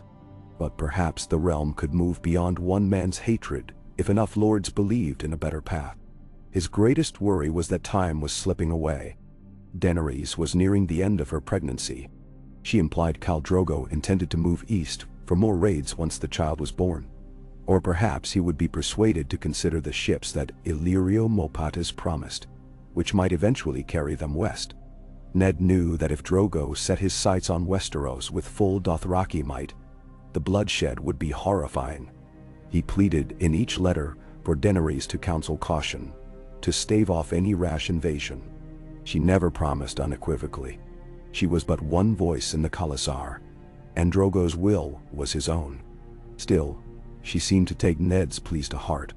Then, in a letter that arrived amidst the stifling heat of a late summer afternoon, she wrote, "The child stirs with great vigor, and the Khalasar celebrates nightly. I cannot say how events will unfold once he is born. Khal Drogo has promised to give me the 7 kingdoms as a gift, yet the Dothraki only understand conquest. I yearn for a different path. If you believe there is hope for the realm to accept a Targaryen willingly, for me and my son to live without constant war, then guide me. Tell me how to avoid the mistakes of old." Ned, reading those words in his private solar, closed his eyes. He felt the weight of them. Did he truly believe the realm would accept Daenerys without war? He wanted to believe. But with Robert on the throne, with the Lannisters poised to keep power in their grasp, acceptance seemed remote. And yet, there was another option. A hidden truth that might shift everything. If Daenerys learned of Jon's existence, if she recognized him as the son of Rhaegar and Lyanna, perhaps they could present a united front, Stark and Targaryen, forging a new beginning that neither Robert nor Cersei could easily dismiss. It felt like a mad dream, yet it lingered in Ned's mind. He set quill to parchment again, drafting a response that walked the razor's edge between revealing too much and remaining too vague. He wrote that the realm might accept a Targaryen if presented with a rightful heir who could unify North and South. He wrote that certain ties of blood might surprise her, ties that came from Rhaegar's legacy. He hinted that not all of Rhaegar's line was gone, that she was not truly alone in bearing Targaryen blood. But he did not name Jon. He could not yet. That must wait until he was certain Daenerys was neither her father's daughter nor her brother's creature. When that letter left his hands, Ned felt an electric jolt of dread. He had stepped closer to the brink. If Daenerys truly understood, she might guess that Rhaegar's child lived, or she might remain uncertain. Either way, a line had been crossed. There was no going back to ignorance and silence. As the city sweltered under the unrelenting sun, Ned carried out his duties with deeper vigilance. He watched for signs that Robert suspected anything. The king remained oblivious, lost in hunts and wine and feasts. Cersei's watchful gaze never left Ned for long, but she found no proof of his secret. Baelish tried to corner him more than once with sly jests. "Tell me, Lord Stark, does the wolf yearn for a new chase beyond the sea? One hears the howling grows louder at night." Ned would brush him aside, letting no reaction slip. Varys said little, only bowing courteously and smiling that same smooth smile. Perhaps the spider had gleaned some rumor, but chose to bide his time, and so the cloak of secrecy held for the moment. Each small success in their exchange fanned the flame of Ned's hope that somehow he could find a way to bring the truth to light without igniting a fresh war. He thought of Jon in Winterfell, a boy growing into manhood, oblivious of the fate that might someday call him. Ned prayed he would not fail his sister's memory, prayed that Daenerys Targaryen would prove a worthy ally rather than a hidden foe. Day by day, letter by letter, the pact between Ned Stark and Daenerys Targaryen grew. Fragile as spider silk, yet unbroken. Each step brought them closer to a moment of decision that would determine the fate of houses, of crowns, and of the entire realm. Time pressed forward, unstoppable. Ned felt it in every breath, knowing that the Game of Thrones rarely spared those who tried to rewrite its rules. But honor compelled him to try. For Lyanna's sake. For Jon's future. And for the hope that Westeros might know a peace forged by the wolf and the dragon, rather than drowned in their blood. Itigan. He was standing at the window of his solar, gazing down at the muddy yard, listening to the early morning clamor of King's Landing, when Jory Castle entered with a quiet step. Ned turned, his eyes still heavy from another restless night. Jory's face was drawn, apprehension lining his brow.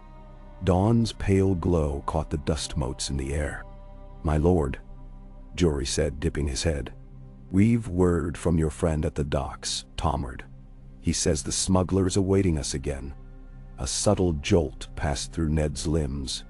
Another letter from Daenerys, no doubt. Their exchange had become a clandestine lifeline for him. Each small scrap of parchment tightening the connection between the wolf and the dragon. Months had passed since he first sent that single name scrawled in trembling quill strokes, Daenerys. In that time, he had grown far more entangled than he ever imagined. 100 times he questioned the wisdom of continuing, but each time, a memory of Lyanna's dying face, or the image of Jon's uncertain future, drove him onward. "Very well," Ned said, keeping his voice low. "Ensure Tomard remains discreet. I'll speak to him before midday. And you, Jory, stay wary. If anyone in the Red keeps suspects these letters are coming, I'll be the first to know." His lips thinned. "In the worst way." Jory nodded. "Aye, my lord.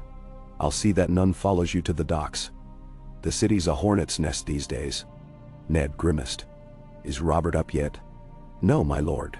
He returned from a hunt deep in his cups. Doubtless he'll sleep past midday." Ned bit back a sigh. "I'll use that time wisely then." He dismissed Jory with a quiet nod, returning his gaze to the yard. Gold-cloaked guards marched by in stiff formation, Lannister men among them. The lines between City Watch and Lannister foot soldiers were becoming blurred. Ned felt an uneasy roil in his gut. King's Landing was a tinderbox. He ran a hand through his hair. Another letter. He prayed it was good news. Khal Drogo could have changed his mind, deciding the ships were more profitable than the Grass Sea. The Dothraki might be planning an invasion.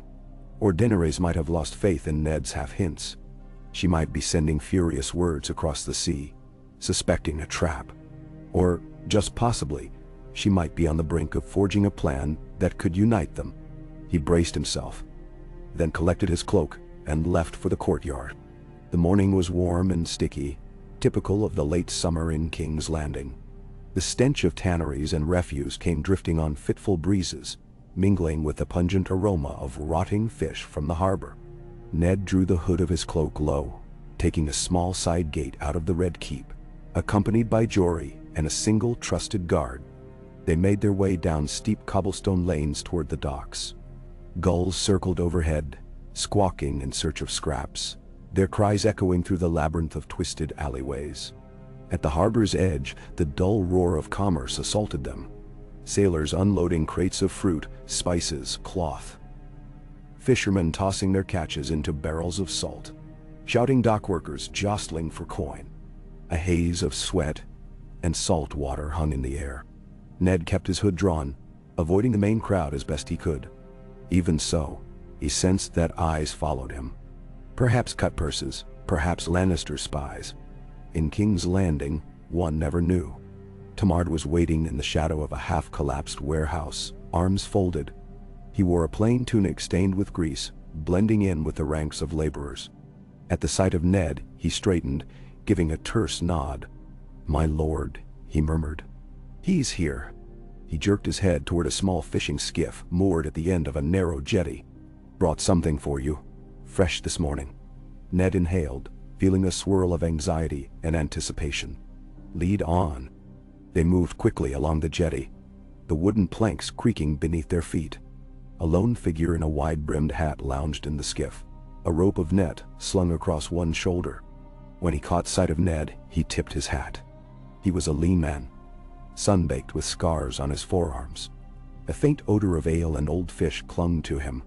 "I've what you wanted," the smuggler said in a husky undertone, glancing around to ensure no eavesdroppers stood too close. "We sailed from Pentos 2 nights past, found fair winds." He handed over a small leather bundle. "Sealed in private? You'll pay the usual, I assume?" Ned nodded. "Of course." Tomard pressed a heavy pouch of coins into the smuggler's hand, while Ned cradled the leather packet against his side. The man tested its weight, then gave a slight grin.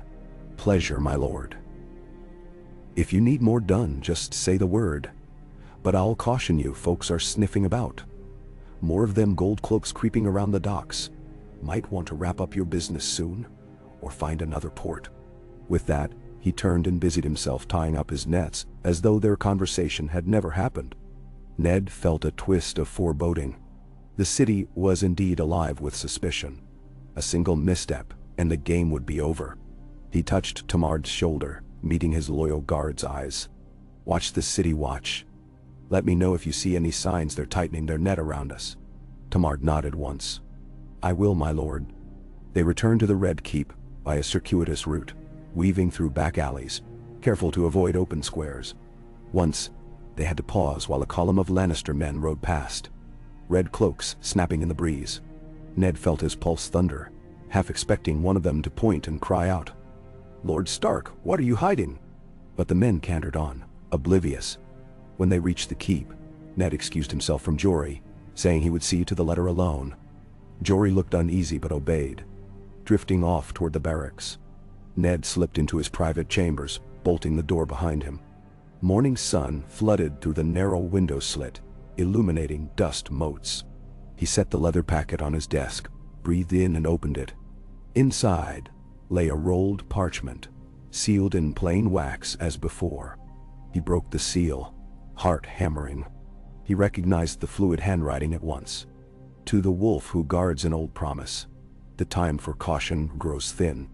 Khal Drogo speaks openly of leading his Khalasar across the sea, though no one can say when. He is impatient for glory, and Illyrio Mopatis continues to tempt him with the promise of the Iron Throne.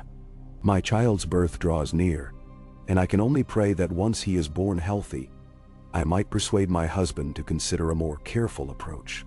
The men around him whisper of cities to burn, treasures to pillage. "I wish to birth no child into endless bloodshed." You spoke of Rhaegar's legacy, of a living testament to his union with Lyanna Stark. My heart trembles to think that such a person might exist. If so, why has the realm never known of them? And why do you not name them plainly, if your aim is to unite our lines? I sense your fear, Wolf, and I share it. Yet you ask me to trust you in the dark. I give you one final request. If you would prove the sincerity of your vow, tell me where in Westeros this secret heir resides. Only a word, a name, a place. Then perhaps I can convince my Khalasar that there is more to gain by forging alliances than by unleashing havoc. If we move forward blindly, I fear the realm will drown in a tide of steel and blood. Grant me a tether to hope." Signed only with a faint flourish of a dragon's wings, the letter ended. Ned sat back, staring at the words. She was pressing him, asking for a truth that, if revealed in writing, could bring doom upon them all. And yet, the urgency in her message was unmistakable. The Dothraki were nearing a decision. Once Drogo's hordes set sail, should they manage to gain enough ships, Westeros would be plunged into chaos. This was exactly what Ned had sought to prevent. He remained still, the letter crumpled slightly in his hands. If Daenerys truly could sway Drogo toward negotiation or more peaceful entry, it might spare thousands of lives. But she needed leverage, something to hold over the Dothraki warlike impulses. A promise that the throne could be taken without blood-soaked conquest, and the possibility of a Targaryen Stark union, a bridging of Rhaegar's hidden line. This was her best argument. Ned had forced her to grope in shadows for too long.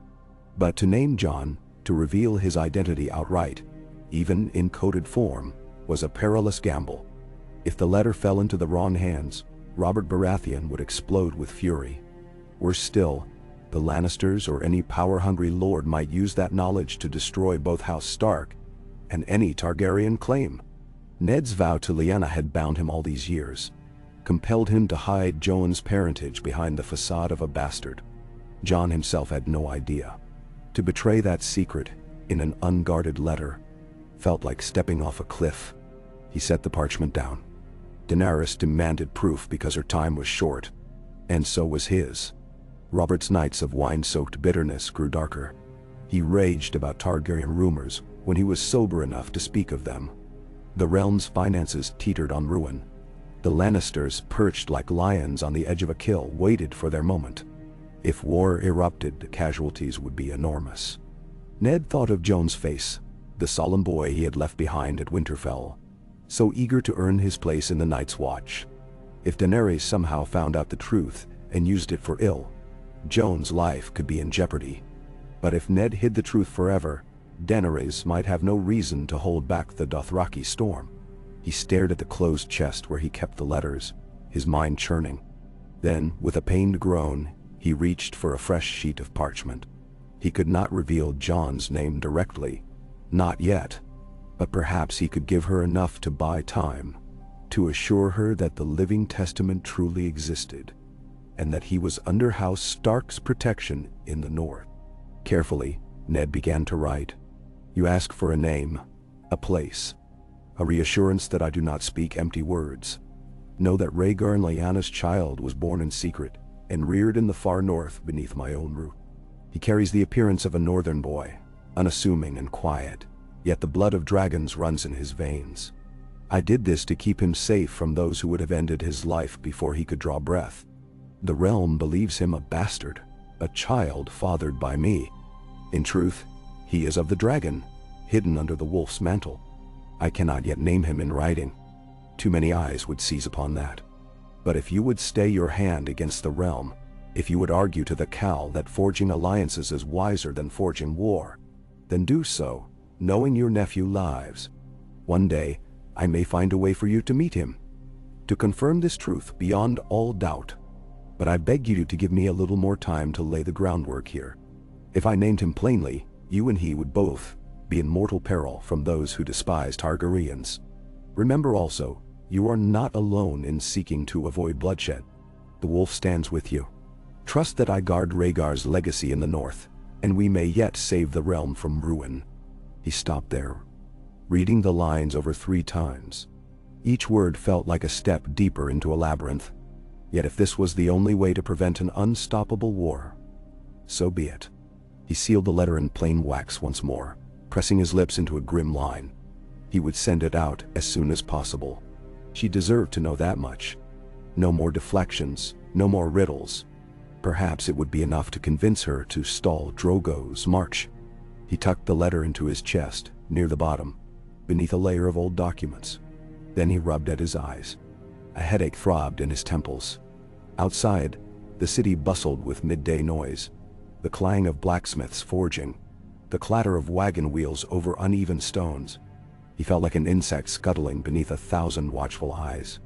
The hours bled into the afternoon. Ned attended a short meeting with the Master of Coin, who prattled on about new loans from the Iron Bank of Braavos. The heat of the day pressed upon them. Robert never appeared, presumably still sleeping off his drink. By the time the sun began to slant westward, Ned seized the moment and summoned Tumard once more, dispatching him with the sealed letter. He needed no further instructions. Tumard understood how vital this was. The man took the parchment with a solemn vow to see it delivered to the smuggler that very night. When Tumard was gone, Ned felt a tremor of relief and dread. It was done. The wolf and the dragon were about to tread even more precarious ground. Oh. In Pentos, Daenerys Targaryen woke before dawn to the sound of distant drums. The Dothraki visiting within the city's outskirts sometimes greeted the day with rhythmic chants that carried across the rooftops. She rose from her bed, feeling the weight of her belly, a constant reminder that her child's time was near. The new life stirred, as if sharing her restlessness. She dressed simply, ignoring the lavish silks Illyrio Mopatis had gifted her. The Magister's manse was wide and columned, filled with statues and scented tapestries. Dany found it stifling. She longed for the wind on the open grass, even as she dreaded the decisions that loomed ahead. Drogo had grown impatient with Pentos. He muttered of soft city dwellers and cast hungry looks at the horizon. She stepped onto a balcony overlooking a courtyard framed by fruit trees. The sky glimmered with the faintest flush of dawn. A swirl of warm air brushed her cheeks. She caught sight of Ser Jorah Mormont pacing below, his posture tense. He was always so devoted, so watchful, as though his life depended upon hers. Perhaps it did. Banished from Westeros for selling poachers into slavery, he saw in Daenerys a chance at redemption if she claimed the Iron Throne. She had come to trust him, though she knew his past was full of shadows. She made her way down a sweeping marble staircase. At her approach, Jorah turned, bowing. "Khaleesi," he said. "You're awake early. I was just about to see if there's any word from the broker." She nodded. "I couldn't sleep." She rested a hand against her stomach. "The child is restless. I am too." Jorah's eyes flicked to her belly, then to her face. "We must be cautious in these last weeks. The Dothraki are already hailing you as mother of the stallion who mounts the world. Expectations run high." She gave a soft, wry smile. "I wish they expected less, for the sake of peace." Jorah's gaze was sympathetic. "You've received letters from the wolf. You've seen how tenuous his position must be, if he's telling the truth." He lowered his voice. "And I believe he is. Then a Targaryen child lives hidden among the Starks. But even that knowledge might not turn the Khalasar from bloodshed, unless you find a way to make them see advantage in alliance." "Nasim Sundi." She nodded, chewing her lower lip. "Drogo promised me a golden crown, but I never wished for it to be delivered through rivers of blood. If uniting with House Stark can give him that throne without all the horrors, it might sway him. But the Dothraki pride themselves on conquest." She sighed. "Even so, I'll try. If Ned Stark truly shelters Rhaegar's child, that changes everything." They stood a moment in silence, the last notes of the distant drumming fading. Then one of Illyria's servants appeared, bowing respectfully. "My princess, a messenger at the gate. He brings a small parcel for you, from the same harbor broker as before." Dany's pulse quickened. She glanced at Jorah, who gave a curt nod. Together, they followed the servant into a small receiving chamber, draped in thick curtains to block the growing heat. The messenger was a slight man, eyes darting nervously. He held out a nondescript leather parcel, sealed in wax. Dany dismissed him after pressing a few coins into his hand. She went at once to her private quarters, Jorah close behind, excitement coiled in her chest. Another letter from the wolf. Inside the privacy of her chamber, she unwrapped the parcel. Her breath caught at the sight of Ned Stark's careful script. She read, devouring each sentence, until she reached the lines describing a boy raised in the north, believed by all to be Ned's bastard. A boy whose veins carried Targaryen blood. The words blurred as her mind raced. All these years, the realm believed the Targaryen line was reduced to her and Viserys. And now only her, since Viserys had perished. Yet here was the proof of Rhaegar's true heir, hidden away from Robert's wrath. She pressed the parchment to her breast, trembling with wonder and apprehension. "It's real," she whispered. "Rhaegar's child survived." Jorah's eyes were round. Then the rumors were true. The King's Guard at the Tower of Joy must have been protecting Lyanna, protecting that child. Somehow, Ned Stark took him and raised him as his own. Dany sank onto a cushioned stool, her heart hammering. He won't name the boy yet, for fear of spies. But he assures me the child is safe. If I can only show Drogo that the Targaryen line stands united, that we have allies in the north, maybe he'll see sense. He needn't burn and pillage to claim our birthright. She paused, letting the surge of emotion settle. "We must be careful, though. If Robert learns of this boy's true parentage, he'll stop at nothing to kill him. I cannot let that happen." Jorah knelt at her side. "Nor can I. But you should know, my queen, that even if you present this idea to Drogo, he might still choose war. He's a Khal. The Dothraki follow a stallion, who rides out to conquer. They do not fear the waves. If Illyrio offers them enough ships, the sea will be no barrier." He hesitated. "You must be ready for anything." Daenerys touched her belly, feeling the child stir. "I will not give birth to a son only to watch him grow in the shadow of war. I must try to guide Drogo, for the sake of all we've lost.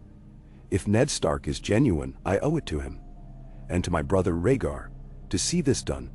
She reached for a fresh sheet of parchment, beginning her reply. "Thank you for sharing the secret," she wrote. "I believe you. I understand why you cannot name him yet, but know that I will keep this truth close to my heart. My husband remains uncertain, torn between the Dothraki desire for glory and my plea for a more cautious path. If you can offer tangible assurances of acceptance from other lords in Westeros, it may help. Let me show the Khal that we need not lay the country to waste if there is a welcome waiting for us." She paused, thinking of how to phrase her next words. "Though I must warn you, if my Khal leads his horde across the sea, even I may not be able to restrain them entirely. Pray that we find common ground, for once the Dothraki ride, they do not stop easily." She ended with a flourish. The letter was shorter than usual, but it held urgency. She sealed it, pressing wax with a makeshift stamp, then looked at Jorah. "See this returned swiftly, as always." Then, her expression hardened. "Then I'll speak with Drogo again. He loves me, but I must be cautious how I shape his ambitions." Jorah bowed. "I'll see it delivered, Khaleesi." He left her in the hush of the chamber. She closed her eyes, trying to calm the racing of her heart. So much hinged on the fragile trust between her and a lord she had never met. The man who had raised her nephew. It felt like a dream. If it succeeded, they might bring a new era to Westeros. If it failed, war would descend like a storm, unstoppable. And now, back in King's Landing, Ned Stark felt time slipping through his fingers. Each day, Robert lurched further into drunken belligerence, ignoring the realm's finances and the mounting unrest. Cersei seemed preoccupied with her own designs, her green eyes glimmering with cunning whenever Ned crossed her path. She had begun strengthening the guard around Joffrey. The boy, for his part, strutted about the court, clearly enjoying the deference paid to the crown prince. More and more Ned saw Joffrey's father in his features. A father that was not Robert Baratheon, but Jaime Lannister. That knowledge made Ned's stomach roil each time he looked at the boy. Yet that was just one hidden truth. The other truth weighed heavier. Jon was Rhaegar Targaryen's true-born son, the rightful heir to the Iron Throne, though he knew nothing of it. And now Daenerys shared the knowledge. Ned prayed she would keep it secret, for Jon's sake, and for the fragile hopes of peace. Meanwhile, the letters between them continued at a steady pace, each one stoking Ned's anxiety yet also giving him a sense of purpose. They were forging something new, but forging meant heat and hammer blows. One late afternoon, as Ned was finishing a tedious meeting with Baelish, who was prattling on about interest rates and coin shortages, a messenger arrived, bowing obsequiously. The man handed Ned a small folded parchment. "From your daughter, my lord," he said. "A matter of some urgency." Ned dismissed the messenger with a furrowed brow. Sansa? Or Arya? Which had cause to send a note rather than speak with him directly. He opened it and scanned the words, confusion stirring. The note read, "Father, please come at once to my chambers. I need your guidance about an incident involving the Queen. Signed simply, Sansa." He excused himself from Baelish, who smirked, feigning disappointment, and made haste to the tower where his daughters resided. The corridors were stifling, torches sputtering in the stale air. Outside Sansa's door stood a pair of ladies-in-waiting who curtsied as Ned approached. They said nothing, simply opened the door for him. Inside, Sansa waited on a cushioned stool, her hands clasped in her lap. She looked pale, trembling. Arya hovered near the window, her arms folded, face smudged with worry. As soon as Ned entered, Sansa rose. "Father, thank you for coming. I didn't know what else to do. The Queen came earlier. She said such strange things." Ned felt a spike of alarm. "Strange things? Speak clearly, Sansa." Sansa swallowed. "She accused you of conspiring against the throne. She said that there were rumors that you were writing letters to traitors across the sea. She told me to be careful around you, father, as though you were on the brink of betraying King Robert." Sansa's eyes filled with tears. "I didn't know what to say. I told her you were the most loyal man in the realm. She only smiled and said we would see about that. Arya came forward, scowling. I wanted to stick her with the pointy end, but Sansa wouldn't let me. Ned crouched to face them, heart pounding. So Cersei was growing suspicious indeed, or at least fishing for confirmations. You did right to tell me this, he said gently. Do not fear. I have done nothing dishonorable, no matter what the Queen says. Sansa's voice wavered. But, Father, she seemed so certain. She said that if you were found guilty of treachery, our family would suffer. That even I could be cast out. Ned drew a breath, forcing calm into his tone. She seeks to unsettle us. Cersei Lannister is cunning, and she will say whatever she believes might sow discord. But hear me. The truth is on our side. Remember that. Stay away from her, from Joffrey too if you can. Let me handle this. Sansa wiped her eyes. Arya clenched her jaw. He placed a reassuring hand on each daughter's shoulder. I'll see to it that you're both safe. As he left, his mind churned with apprehension. The Queen was sniffing closer to the trail. He wondered how much she knew, or merely guessed. If she had any proof of Ned's letters, she would not hesitate to bring it to Robert, or to orchestrate Ned's downfall in a more lethal manner. He feared that day might be drawing near. That night he wrote a short letter to Winterfell, urging Catelyn to remain vigilant, to guard the north carefully. He did not mention Jon by name, though he wished he could have. He worried how Catelyn would react if the truth ever reached her ears. She had never warmed to Jon, resenting him as the living proof of Ned's supposed infidelity. To learn the boy was actually Rhaegar's son, it would upend everything she thought she knew. But Ned would face that burden when the time came. For now, he only stressed that the North must be prepared for any sudden shifts in the capital. In the days that followed, Cersei did nothing overt, but her presence seemed to dog Ned's every step.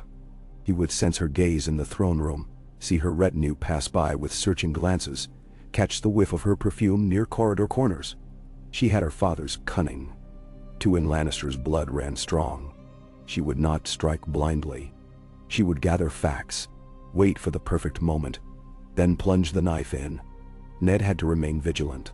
He found no rest in his bed, haunted by dreams of dragons roaring over the Trident and of a child with violet eyes, face hidden in shadows. Each day bled into the next. At times, he caught glimpses of Robert, who tottered about in a half-drunken haze, oblivious to the tensions swirling around him. Ned had once called that man his friend. Now it felt as though a rift of destiny separated them. Finally, after a sleepless night, Ned received another letter from Daenerys. Dawn had barely crept into the sky when Tomar delivered it to him. He lit a candle in his solar, unraveling the scroll with trembling fingers. Her words were more desperate than before. The Cal's patience has run dry. Word of foreign ships arrived from Illyrio. He claims that some lords in Westeros might be willing to fund our voyage. Khal Drogo's blood riders clamor for the spoils of war. I've tried to persuade him that an alliance awaits us, that we need not arrive as destroyers. He will grant me a short reprieve, no more. After the child is born, the Khalasar will begin moving west in earnest, gathering what we need for the crossing. If you or your lords have power to welcome us, if you wish to prevent the Dothraki from scorching the land, now is the time to prove it. I cannot hold them back alone. If the wolf would unify with the dragon, do not delay. Ned's chest felt tight. The time was indeed slipping away. He set the parchment down and stared at the flickering candle. Drogo was coming, and soon. Even if the Dothraki horde took time to gather ships, they would eventually arrive on Westerosi shores. Did Ned have the influence to arrange a peaceful landing, to rally lords behind Daenerys? Robert would never allow it. The Lannisters would fight it tooth and nail, especially if they discovered it involved Targaryens and a secret Targaryen-born heir in the north.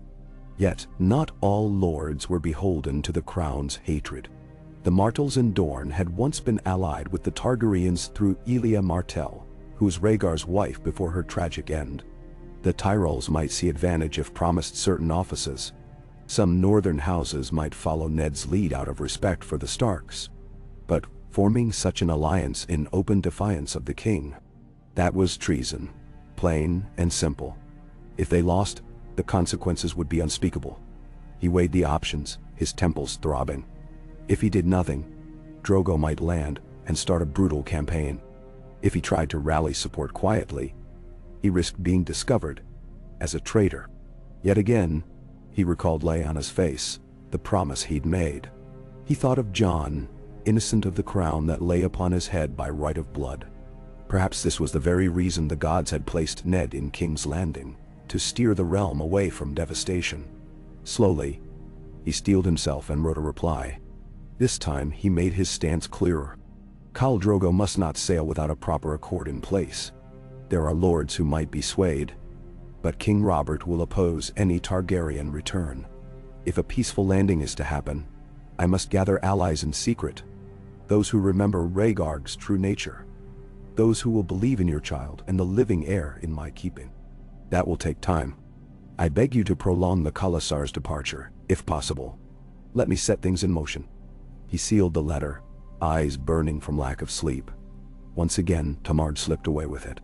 Ned had no illusions. This was the most dangerous step yet. Reaching out to other lords behind Robert's back was direct treason. But what alternative remained? He began discreetly contacting men he deemed trustworthy, men not entirely enthralled by the Lannisters. Some were minor lords, others knights with long memories. He tested their sentiments.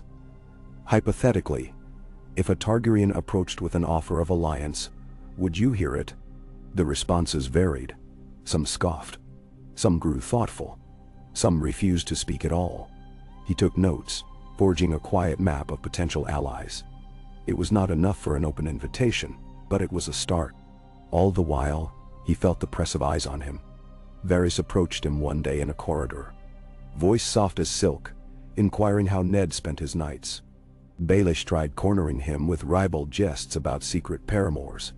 Ned stonewalled them both. But the tension rose like a bowstring pulled taut. Weeks passed. Another letter arrived from Daenerys, short and fraught. The Khalasar stirs. I have feigned illness, citing the child, to buy a few more weeks. After that, nothing can restrain Drogo's lust for conquest. If your lords can promise him a crown without wholesale slaughter, he might be convinced. But you must hurry, Wolf.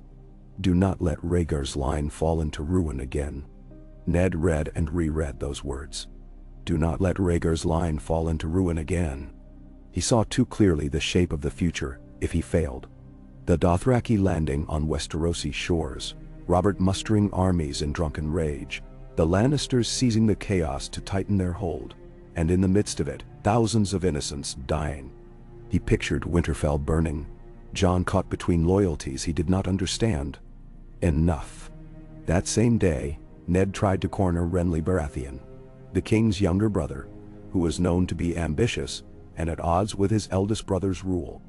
Perhaps Renly might be open to some arrangement. They met under the pretext of discussing the next tourney's finances, but once alone, Ned broached the subject. Lord Renly, he began cautiously, you have often said the king's mood endangers the realm. If, hypothetically, a chance arose to avert war by a different approach to the succession. Renly's eyes lit with curiosity. A different approach? You speak in riddles, Lord Stark. Ned forced himself to remain steady.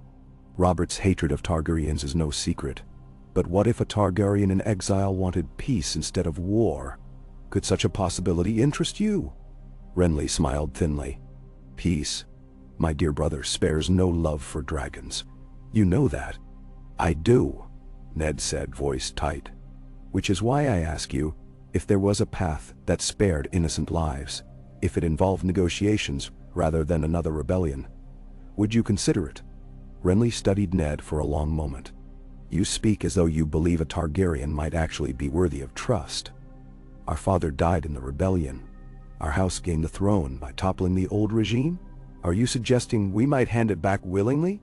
Ned's jaw clenched. I suggest only that you keep an open mind.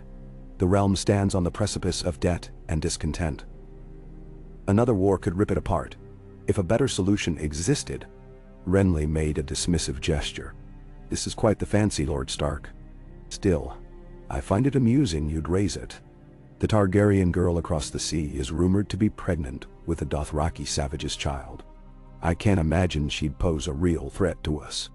Me. Ned's face remained impassive.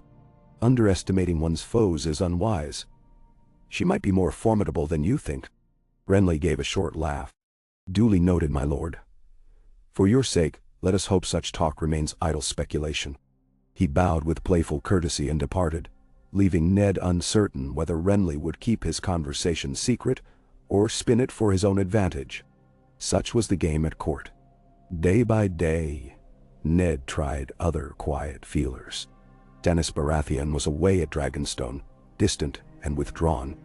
Lord Mace Tyrell in Highgarden responded to a coded letter with generic platitudes. The Martells in Dorne were notoriously resentful of the Lannisters for the death of Elia Martell and her children, but they were far from King's Landing, and Ned could not risk sending a letter that might be intercepted. Slowly he realized forging a substantial alliance for Daenerys was nearly impossible under Robert's watchful, if drunken, eye. As if to confirm his fears, an ominous rumor reached Ned that Robert was planning a hunt soon. One that might take him away from the city for weeks. That offered potential opportunity for Ned to move more freely. But Cersei and her father, Tywin, might use the king's absence to strike. Ned weighed the risks. He felt as though he stood on a crumbling ledge, peering into a bottomless pit. Then, without warning, Robert stumbled into the council chambers one morning, reeking of wine, and declared that he had received word the Targaryen girl was indeed pregnant, very close to giving birth. We'll end this nonsense once and for all, Robert roared. She dies. I want no Targaryen spawn to threaten my throne. Ned froze, heart pounding. Varys lowered his gaze. Baelish watched with a faint sneer. Pycelle wheezed platitudes about the king's wisdom. Robert slammed a fist on the table. We tried once, and the assassins failed. This time, we send better men. Get it done. Ned could not hold his tongue. Your Grace, this is murder. The girl poses no immediate threat. Robert's face twisted in fury. Silence. I'll not have you question me. She carries a dragon inside her. Kill her before it hatches. No. Ned's mind reeled. If Daenerys died, if her child died, everything he had built with these letters would collapse. They were so close to forging a path for peace. But Robert's hatred was absolute. Ned cast a glance at Varys, who wore a mask of polite detachment. Was the spider playing some double game? Or had he realized the king's mania could not be reasoned with? Ned rose, pushing back from the table. I will not be party to such an act, Your Grace. The words vibrated in the tense air. The other council members stiffened. Robert glared. You are my hand, Robert growled. You'll do as I command. Ned locked eyes with the man he once called friend. I will serve you in all things honorable, but I will not assassinate a pregnant girl. A hush fell. Robert's eyes bulged with anger. Then by the gods you'll no longer serve as my hand. Out of my sight before I forget our old friendship and have your head. Ned stiffened. Baelish smirked. Pycelle gasped. Varys said nothing. Ned bowed stiffly. As you command, Your Grace. He turned and left the chamber, heart pounding so fiercely he could hardly breathe. It was done.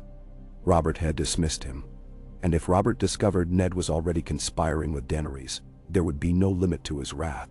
That night, Ned packed what he could, uncertain whether to flee the city or to stand his ground.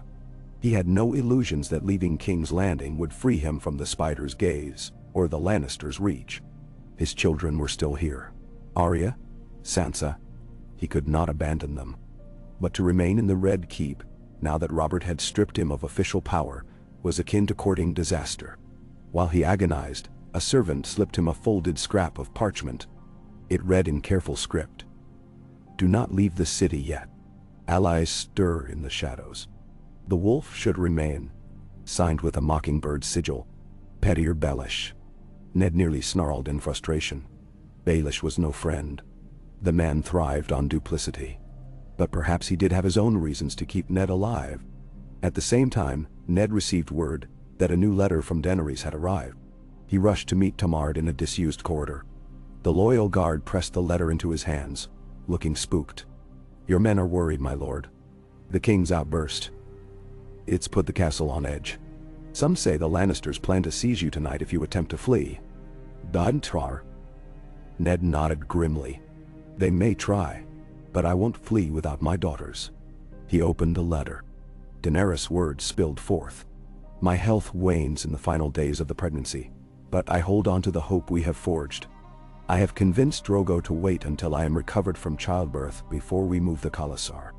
That may grant you a small window.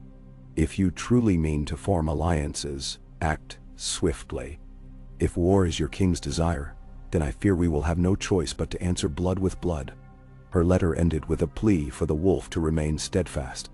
Ned felt his chest tighten. How could he remain steadfast when Robert had cast him aside and threatened to kill the Targaryen mother and child? He had no legal authority now, no position at court, only the truth, and his determination to uphold it. He told Tamard to inform the smuggler that the letters might need to move more quickly, if that was even possible. Then he hurried to his chambers. As he locked the door behind him, he slumped against the wall, rubbing tired eyes. The pressure of events came crushing down. He had to protect Sansa and Arya, had to keep Robert from unleashing more assassins on Daenerys, had to somehow maintain the secret of Jon's parentage, while forging a path to unity. A knock sounded. He lifted his head, dread coiling in his gut. Could it be the Lannisters at last? He moved to open the door, half reaching for his sword.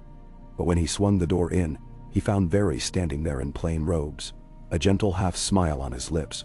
He slipped inside unbidden, pressing a finger to his lips. "My lord," Varys murmured, "forgive the intrusion. We must speak quietly and quickly." "You undao." Ned narrowed his eyes, stepping aside. "What do you want?" Varys folded his hands, his tone careful. "I bear knowledge that the queen has set a watch over your chambers, your daughters, your men. She has learned something of your interest in the Targaryen girl, though perhaps not the full truth. She is urging the king to take bolder action.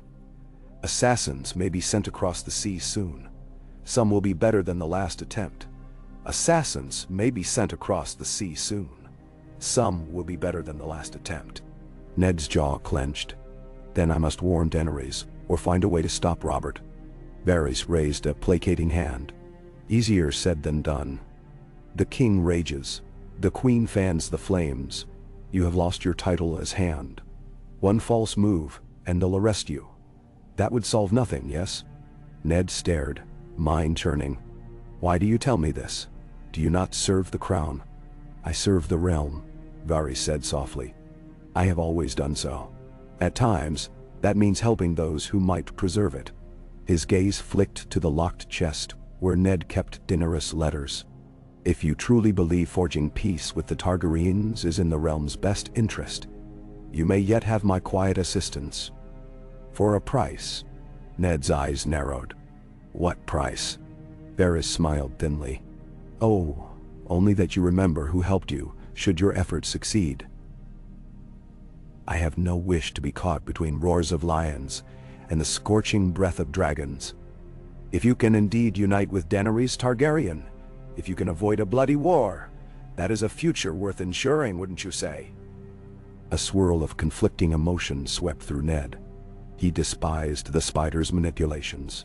Yet perhaps Varys' network of whispers was exactly what he needed to outmaneuver Cersei. Gritting his teeth, Ned asked, "What do you propose?" Varys stepped closer, voice barely above a whisper. "A ruse, Dot. You remain in King's Landing, apparently powerless, while I feed you discreet intelligence about Robert's plans and the Queen's intrigues.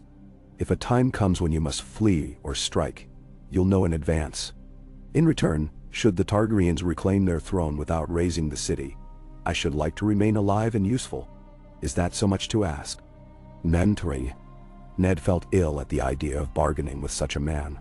But the alternative, facing the Lannisters and Robert's assassins with no ally, was worse. Slowly he gave a single nod. "Very well, for the good of the realm." Varys' smile widened. "Wonderful. Now, be warned. The queen may try to isolate your daughters. Keep them close. Avoid traveling alone. Do not attempt to rally the lords openly. Cersei's informers are legion. Robert will depart for a hunt soon. While he's gone, the queen may try to finalize her grip on power.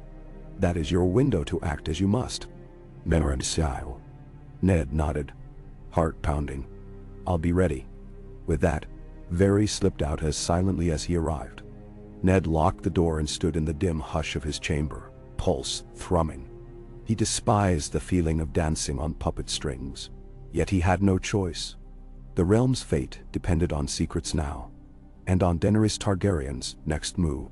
If only she could buy more time until Ned could secure some measure of support. He crossed to the window, letting the night air brush his face. In the distance, the city glowed with torches, and beyond that, the black silhouette of the bay stretched into endless dark. Somewhere across that sea, Daenerys sat with a child soon to be born. A restless Khalasar at her beck and call. Closer at hand, a drunken king growled for her blood, and a queen sharpened her claws.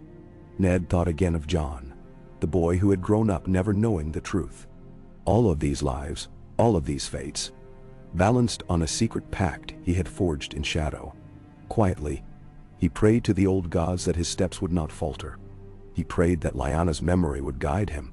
Tomorrow would bring new dangers, new demands. The letters would continue, the noose tightening around him.